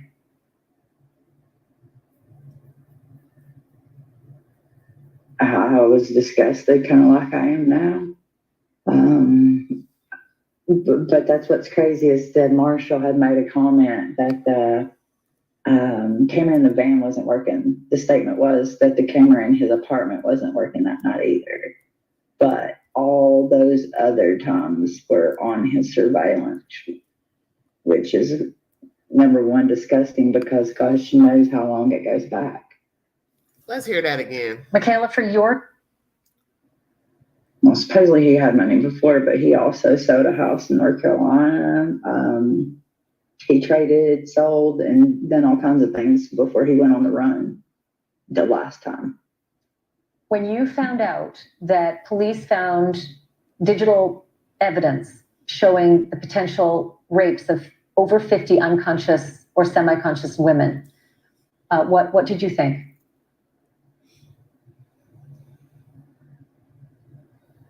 I was disgusted, kind of like I am now. But that's what's crazy is that Marshall had made a comment that the camera in the van wasn't working. The statement was that the camera in his apartment wasn't working that night either. But all those other times were on his surveillance, which is, number one, disgusting because gosh knows how long it goes back. Michaela, for your sake and the sake of everyone out there, I so hope they catch him soon. And when they do, let's not say if, let's say when they do, I hope you'll come back and talk to us. Yeah, definitely. I will definitely come back and talk about him. Like you said, it's a matter of when. Hopefully it's a lot sooner this time than it was last time. Thank you for watching. That's Banfield. 37 comments. The Queen's comment is at the top of the line 10 hours ago. Dang, Banfield, why ask her why would somebody help him escape? He knows he committed a crime or more and wants to avoid prosecution. So when did he call her with this so-called version?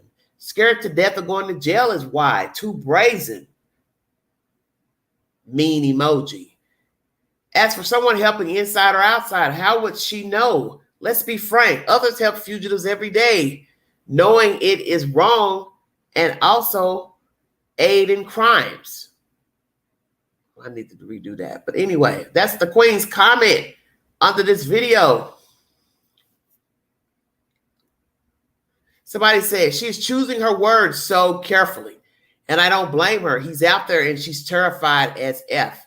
This should be a dead woman, and he knows it. That's why he called her to gaslight her into what happened, because he was shocked she survived the fall. Quotation. Push. Very interesting. Exactly. This is scary.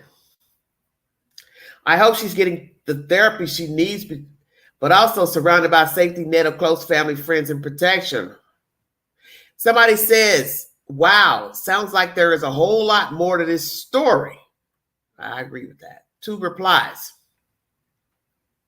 Somebody says, there is. This happened 3 years ago. He is trending right now because a couple of weeks ago, he escaped while being transported and hasn't been found. Somebody said, wow, unbelievable. I truly hope they catch him soon. So this happened 3 years ago? This is weird. So he's been in jail all this time? What, waiting to go to court? Very interesting. Somebody says, God was watching out for you. You have plans in this world. Somebody also says, hope she's armed. Cheryl replies, no disrespect meant, but there appears to be a whole lot more to this story. I don't know that going on TV while he's still out there is the best idea, unless they have her somewhere safe. He's caught soon and no one else is hurt in the meantime. Somebody says, this is a rabbit hole. Be prepared. Yeah, I agree. This poor lady, Jesus. Somebody says EMT gave her ketamine. Hard to believe. Okay, 5 replies under that. Somebody says it's a sedative. Then somebody says, no, listen again. Then somebody says ketamine is used with EMTs in emergency situations all the time. Calm a patient down. Then somebody says she had bones sticking out. You don't believe they would properly administer medication? It's also for their own protection. Okay, so allegedly this ketamine is a sedative. Another commenter says, I think she is lying. Well, let's talk about that. There may be a whole lot to the story we don't know, but the one thing I can say, how would she get out of a 5-story window? And if she had broken bones, naturally the doctor can say she fell, she was pushed, she was beat, or she fell out of a window. That's their job. So I'm going to go with the doctor's assertion she fell out of the window or she was pushed. The fact that the detectives have looked at his phone at some point or another and found 50 plus assaults where he's filmed raping women, why would I not believe he didn't try to rape her? 50 rapes, that's a lot of rapes. Come on now. There may have been a whole lot of nefarious deeds going on between the two. If somebody's trying to refer to, they may have been using drugs or getting high or whatever. It doesn't really matter. The point is, how did she get out of the window? The fact that they have data on his phone or devices showing him assaulting women and he filmed it. Come on now. Doesn't matter what was involved. Alcohol, drugs. The point is he's a dirty beast. That's the point. The fact that he called her, he did that because he want to make sure she ain't went and told nobody. He pushed her out the damn window. He knew exactly what he was doing. Gaslighting, exactly. Yeah, let me call her and see what she done said. If she's called the police or not, and told them a version that I drugged her and she don't remember nothing. And also she woke up outside 5 floors down with broken bones. And I don't think anybody would make up bones sticking and protruding out of their body. That's what would happen if you fell out of a damn 5th floor window, 5th floor window. Come on. He lived at this place. I do believe she mentioned that. So what happened? How did these two meet? Where did they meet?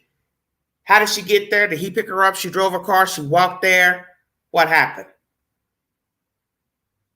Was he trying to assault her and she got scared, was trying to fight for her safety? Like, hey, get off of me. Woo, woo, woo. So she ran near a window trying to get out.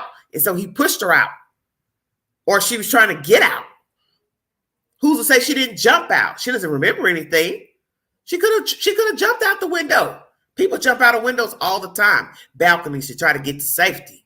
So we don't really know what happened in that apartment. But this is how I feel. They've got 50 plus assaults on a camera, phone camera, whatever. That's good enough for me to think he also was doing the same to her. He was trying to do the same to her. Why not? What would be so special about her that he'd say, oh no, I'm not going to rape her? Does he have her on camera? Does he have her on camera, touching her, fondling her, sexually assaulting her? Because if you've done it 50 times, is she part of the 50? Stay woke. Now, there may be some people who don't believe her version, but I don't think it really matters because he's already done this to other women and he's recorded it. So that shows he's a dirty bug and dirty bugger. He was trying to do the same to her. Doesn't matter how they met, the circumstances of how they met, what they agreed to do, not do. The point is, they've got live audio of women comatose out, under the influence, drugged up in his peripheral, and he filmed them. And 9 times out of 10, that's exactly what he was doing to her because she tells you she doesn't have a memory of anything except for him pushing her in a swing, and then she wakes up in the hospital. So he's nasty. Let's do a little research on Mr. Sean Williams. Thank you for joining me. You're now listening to the Vault XL.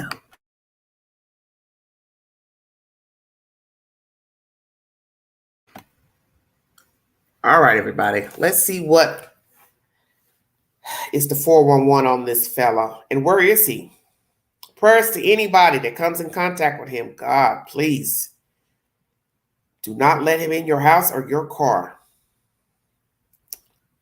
He is not somebody you want to be helping. because I won't doubt that he's probably assaulted some other women on his 3-week run from law officials.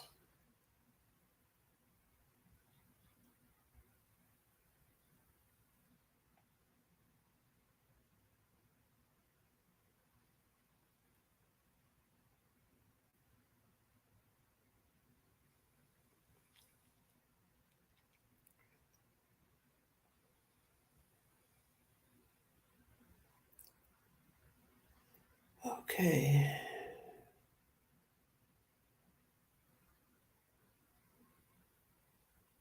Now, 1 week ago, uploaded by the Tennessee Outlook, Johnson City Police Department faces federal suits over handling of Sean Williams. Okay. Just bringing you the latest.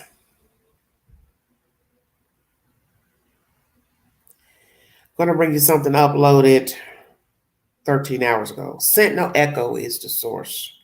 Let's see what this article has to say about Mr. Sean Williams. The fact that he had several mugshots should tell you something. He's been busy.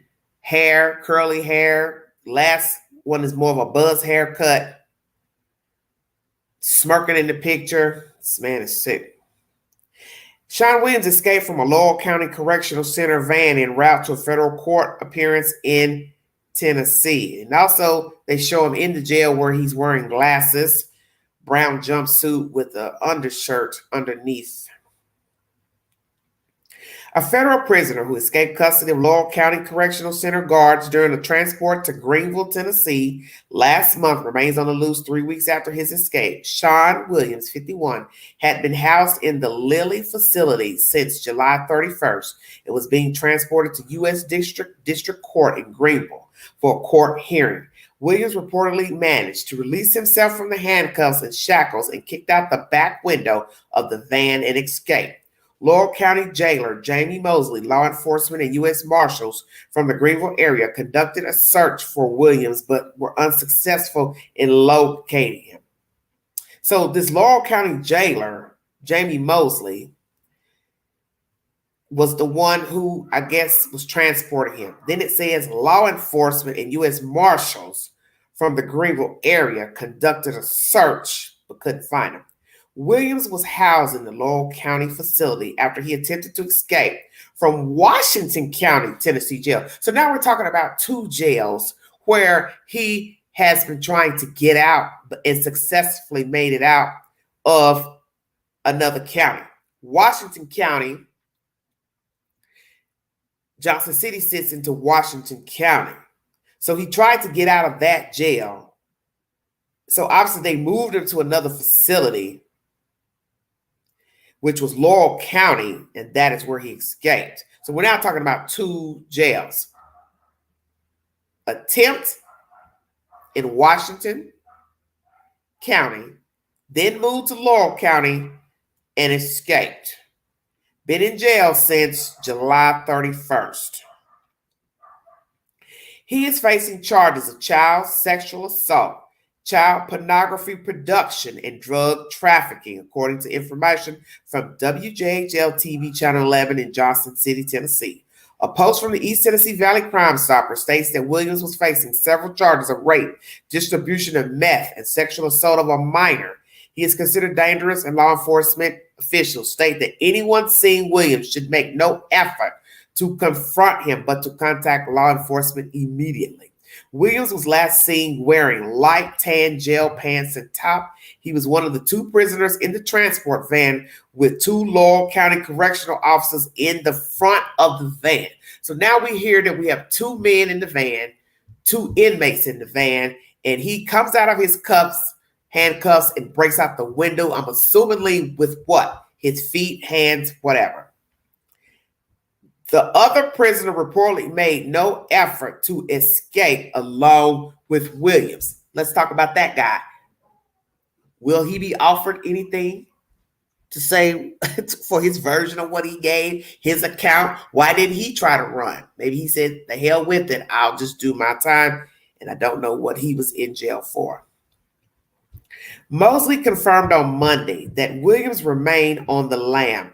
He said the investigation into the incident by administrators was still ongoing and he could not comment on the case at this time, nor would he comment on the status of the two officers involved in the incident, again stating that it was an ongoing investigation. What has happened to the two officers? Have they been relieved from duties? Will they be cited? Is there an investigation into them helping and or aiding this man escape? Do they know him personally? Knew of him?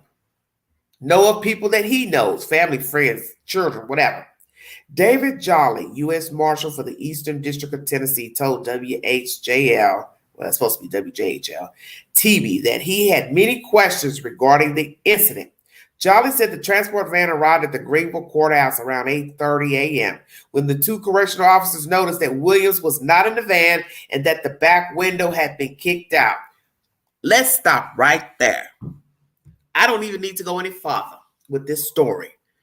How in the world you can't hear somebody break out a glass of a car? I'll wait. You know damn well that glass is going to make noise because you've got to keep kicking, or beating it with your hands, elbow, in order to break it.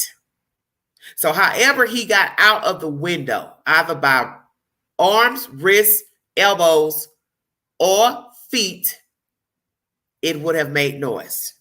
And you want me to believe they were in this transport van with what? Rock music playing loud they couldn't hear? Driving so many miles per hour, 55, 60 miles an hour, depending on how fast they were going? Did they take back roads or the highway?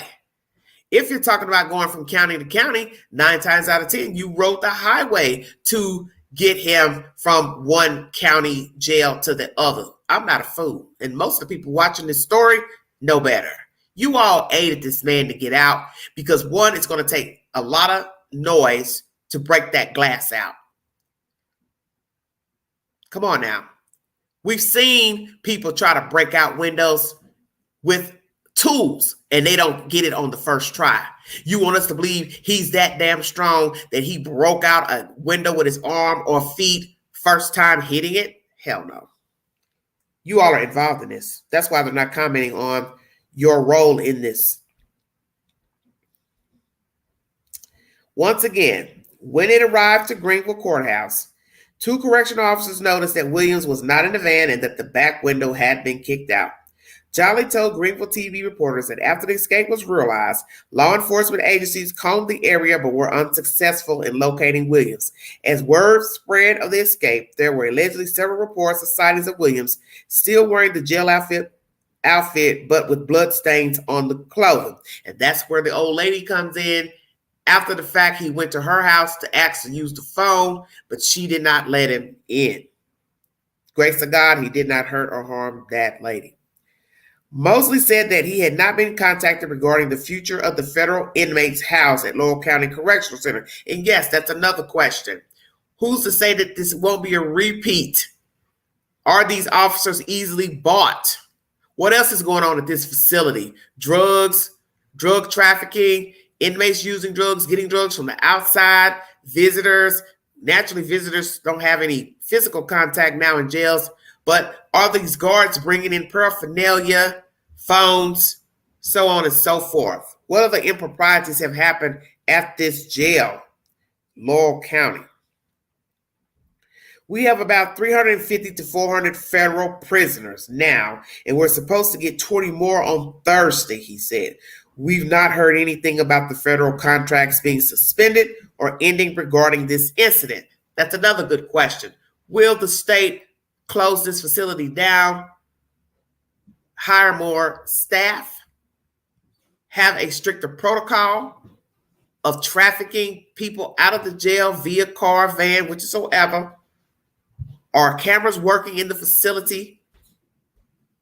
Are there any other improprieties on the 2 guys who transported them? Have they been written up for any misdeeds in the jail or allegations of wrongdoing in the jail? Very interesting.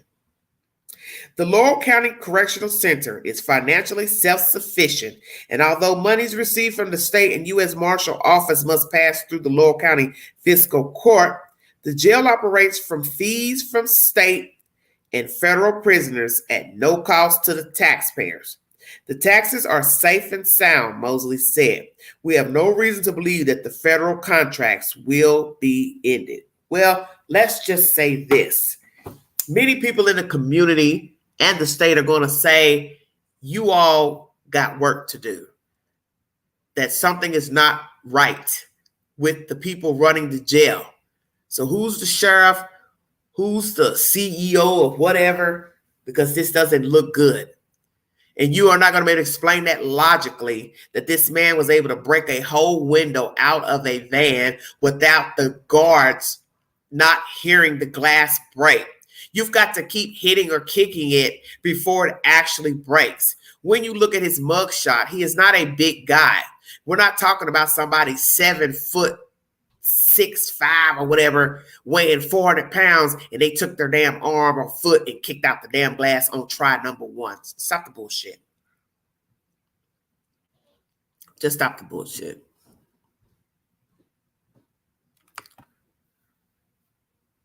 They had to have heard him break out the glass.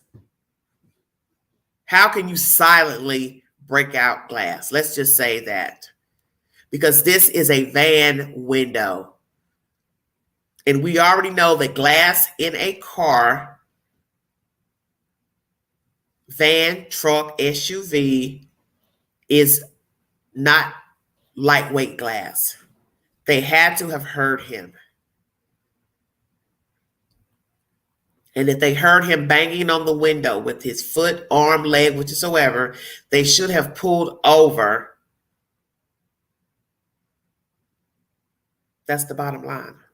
The ball was dropped.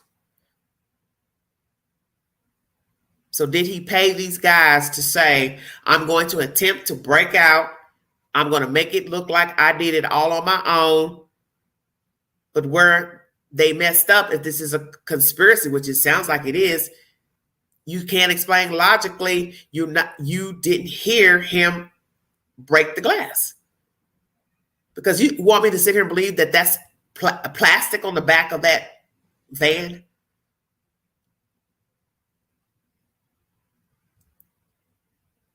He would have been banging the hell out of that glass. And I don't care if appears to be a strong person. He ain't that damn strong to where it didn't make any noise. That's my point. Sean Williams, 51, Caucasian male, on the run for numerous federal crimes against children, women, drug trafficking, sexual assault. He's facing child sexual assault, child pornography, because naturally he filmed himself sexually assaulting children, and drug trafficking. And you also heard via News Nation a woman who says he sexually, that she was in his company. She fell out of a window, 5th floor window. Either she jumped out, was pushed, and was in the hospital. And the only thing she remembers about her evening, day, or whatever with Mr. Williams is that he was swinging her around in the garage in a swing. And then she woke up in the hospital. And as I said before, no matter what you think of her, him, their relationship, courtship, he has recorded himself sexually assaulting children and women. That's all I need. 9 times out of 10, that's what he was doing with this lady, for her to end up 5 floors down. And she's lucky to be alive. So in the end, as I said, it doesn't matter to me if they agree to get high together, drugs, whatever. I'm not here to ascertain any of that because it really doesn't matter. The point is, how did she end up 5 floors down with no memory? I won't doubt she could have tried to jump her ass out that damn window because he was trying to do some stuff she didn't want to do. So she tried to jump out. And naturally, if she was drugged, she's not going to remember any of that. So you don't know if she tried to jump out or he pushed her out. But the point is, he called her afterwards, trying to, as someone said, gaslight her because he knew what he did was wrong. And he was worried about what she had told officials about the event. And he tried to make it seem like, oh, I saw you sliding and I went and oh, the way you looked, I felt so bad. And you feel bad because you know 9 times out of 10 your ass is going to penitentiary and you've got your devices seized that shows you've been a dirty bird to women and children. You are a sadist and you've been doing this for some time. You 9 times out of 10 have been sexually assaulting girls and children as a child. So you grew up to be a molester, rapist. And I pray he doesn't have any children. Amen. So the gene will not be passed on to another boy child. Is he from the general area? Johnson City, Tennessee. What is he worth? What's now going to happen to his income, properties he owned? You also heard the victim say he sold a house in North Carolina. So she's obviously talked to him and got information from the suspect. And the fact that he was brazen enough to call her after the incident shows he doesn't give a you know what.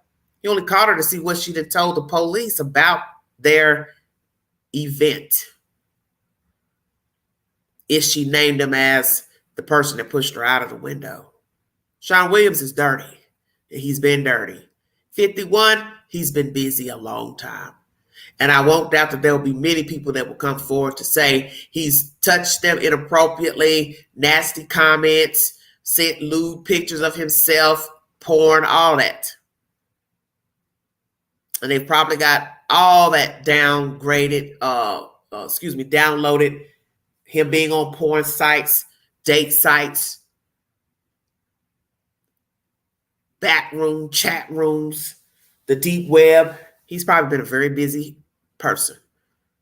And by the grace of God, we got this little bit of information about these assaults and this lady, but sadly, he's on the run and he's probably getting help. And I won't doubt his family. They're probably helping him because 9 times out of 10, he has a support system. And this is the guy that you would not want as your landlord. Just like I keep telling you, you don't know people. You don't know people. And there'll probably be some people that'll say, oh, he's a nice guy. He would never. I don't know him to be this way. Blah, blah, blah. You don't know what people are doing out here. If they've got 50 videos of him taping himself doing nefarious deeds with women and children, believe it. He's that guy. Prayers that he is apprehended and faces justice for these assaults. Praying that he gets life in prison. Because so long as he's taped it, especially with the children, I don't see him ever being free to walk outside, ever. He sealed his own fate when he taped the kids. This is my commentary, 2-part live. Colin Strickland testified in court this week of his relationship with Caitlin Armstrong and Mo Wilson. He's been acting a fool in court, showing out, acting stupid, not want to look at the perpetrator, Miss Armstrong, stepping on the feet of a cameraman, pushing another one. Very foul behavior of an adult. And as I said before in this commentary, he chose this road by dating her and messing around with Mo at one time and also another woman in Colorado and God knows who else. This is the fallout for the decisions he made. And as I said, all these people should have bailed out. Wasn't working with Caitlin, he should have left her alone. She realized it wasn't working, she should have left him alone. And Mo Wilson, she should have definitely not been involved with him on any level. I refuse to believe it was all business because one, she didn't even live in Texas. So how was it business? I think it was something about him that drew her back in. He liked her and the rest is history. His girlfriend killed her. She had been watching his data devices and she popped off. And sadly, Mo Wilson became her victim. But I believe it was tumultuous. I believe she did reach out to the victim, probably called her back to back, angry, mad, cussing, fussing, texting. And that girl should have said to herself, I don't need to be talking to him because there's something not right with this chick. But then one could say, you can't judge her for being mad if that's her boyfriend. She has every right to say, hey, what are you doing talking to my man? This is my man. And that's what's so sad about the story is that Caitlin held on until she got pushed. She popped off. And he kept her on a string and couldn't wait to still be in contact with this Mo Wilson lady, putting her number in his phone on an alias. So that shows wrongdoing right there. You know, you have a girlfriend, so why are you taking this woman's number? Because 9 times out of 10, Mo changed her number after Caitlin started calling her. She probably changed her number. And then when they all saw each other at that race out of town, they passed numbers to each other foolishly when Mo should have said, no, thank you. You have a girlfriend. I don't think it's a good idea. So this bullshit about him helping her train and all that, it's bullshit. He liked her. And I think she liked him too. And she went on and gave her number anyway. And in the end, she ended up getting murdered for talking to him, meeting him. So what everyone needs to understand is that you don't know people. Don't ever assume somebody will not hurt you, harm you, because you are talking to their loved one, their boyfriend, girlfriend, husband, wife, whatever. And you've already been down the road with her. She's calling you and saying crazy things to you on the phone about her man. You should have never called his number, texted him again, nothing. If he texted you, you should have said what you had to say. Hey, your girl called me, blah, blah, blah, blah, blah, and ended it. It doesn't matter if you saw him again 3 months later, 4 months later, however, act like you don't know him. Because perhaps had Mo never gave her number, when they saw each other again, she may be alive today. They all played a role. And they all knew of each other. So it was no secret. And yes, Caitlin is fully responsible because she didn't have to kill this lady. She could have just left this man alone, but she didn't. But I also blame him too because I believe he liked dallying around with different women. And he enjoyed it. He saw he had a crazy person chasing him behind him, and he liked it. I do believe that. And his behavior in court this week shows he has a problem. That he's got some attitude issues himself. And he pops off. So perhaps he's possibly no different than Caitlin Armstrong. That it's only a matter of time that he's going to lose control. Thank you for joining me. Like, share, subscribe. Take the polls on my community page. If you'd like to donate to this great network, $ Big Angie 129 Cash App. Stickers and chats are always welcome during the live stream. 2-part live pertaining to Texas versus Caitlin Armstrong. Colin Strickland's bizarre behavior in court. Pushes cameraman. Brought you said details pertaining to the case and who testified in court, a detective of data and said information, and also Sean Williams on the run, fugitive from East Tennessee. He's accused of nefarious deeds against women and children, drug trafficking, child pornography. If you see him, do not approach him. Call your local law enforcement agency. And prayers to all the victims that he has assaulted. Thank you all so much for joining me. You have been listening to the Vault XL.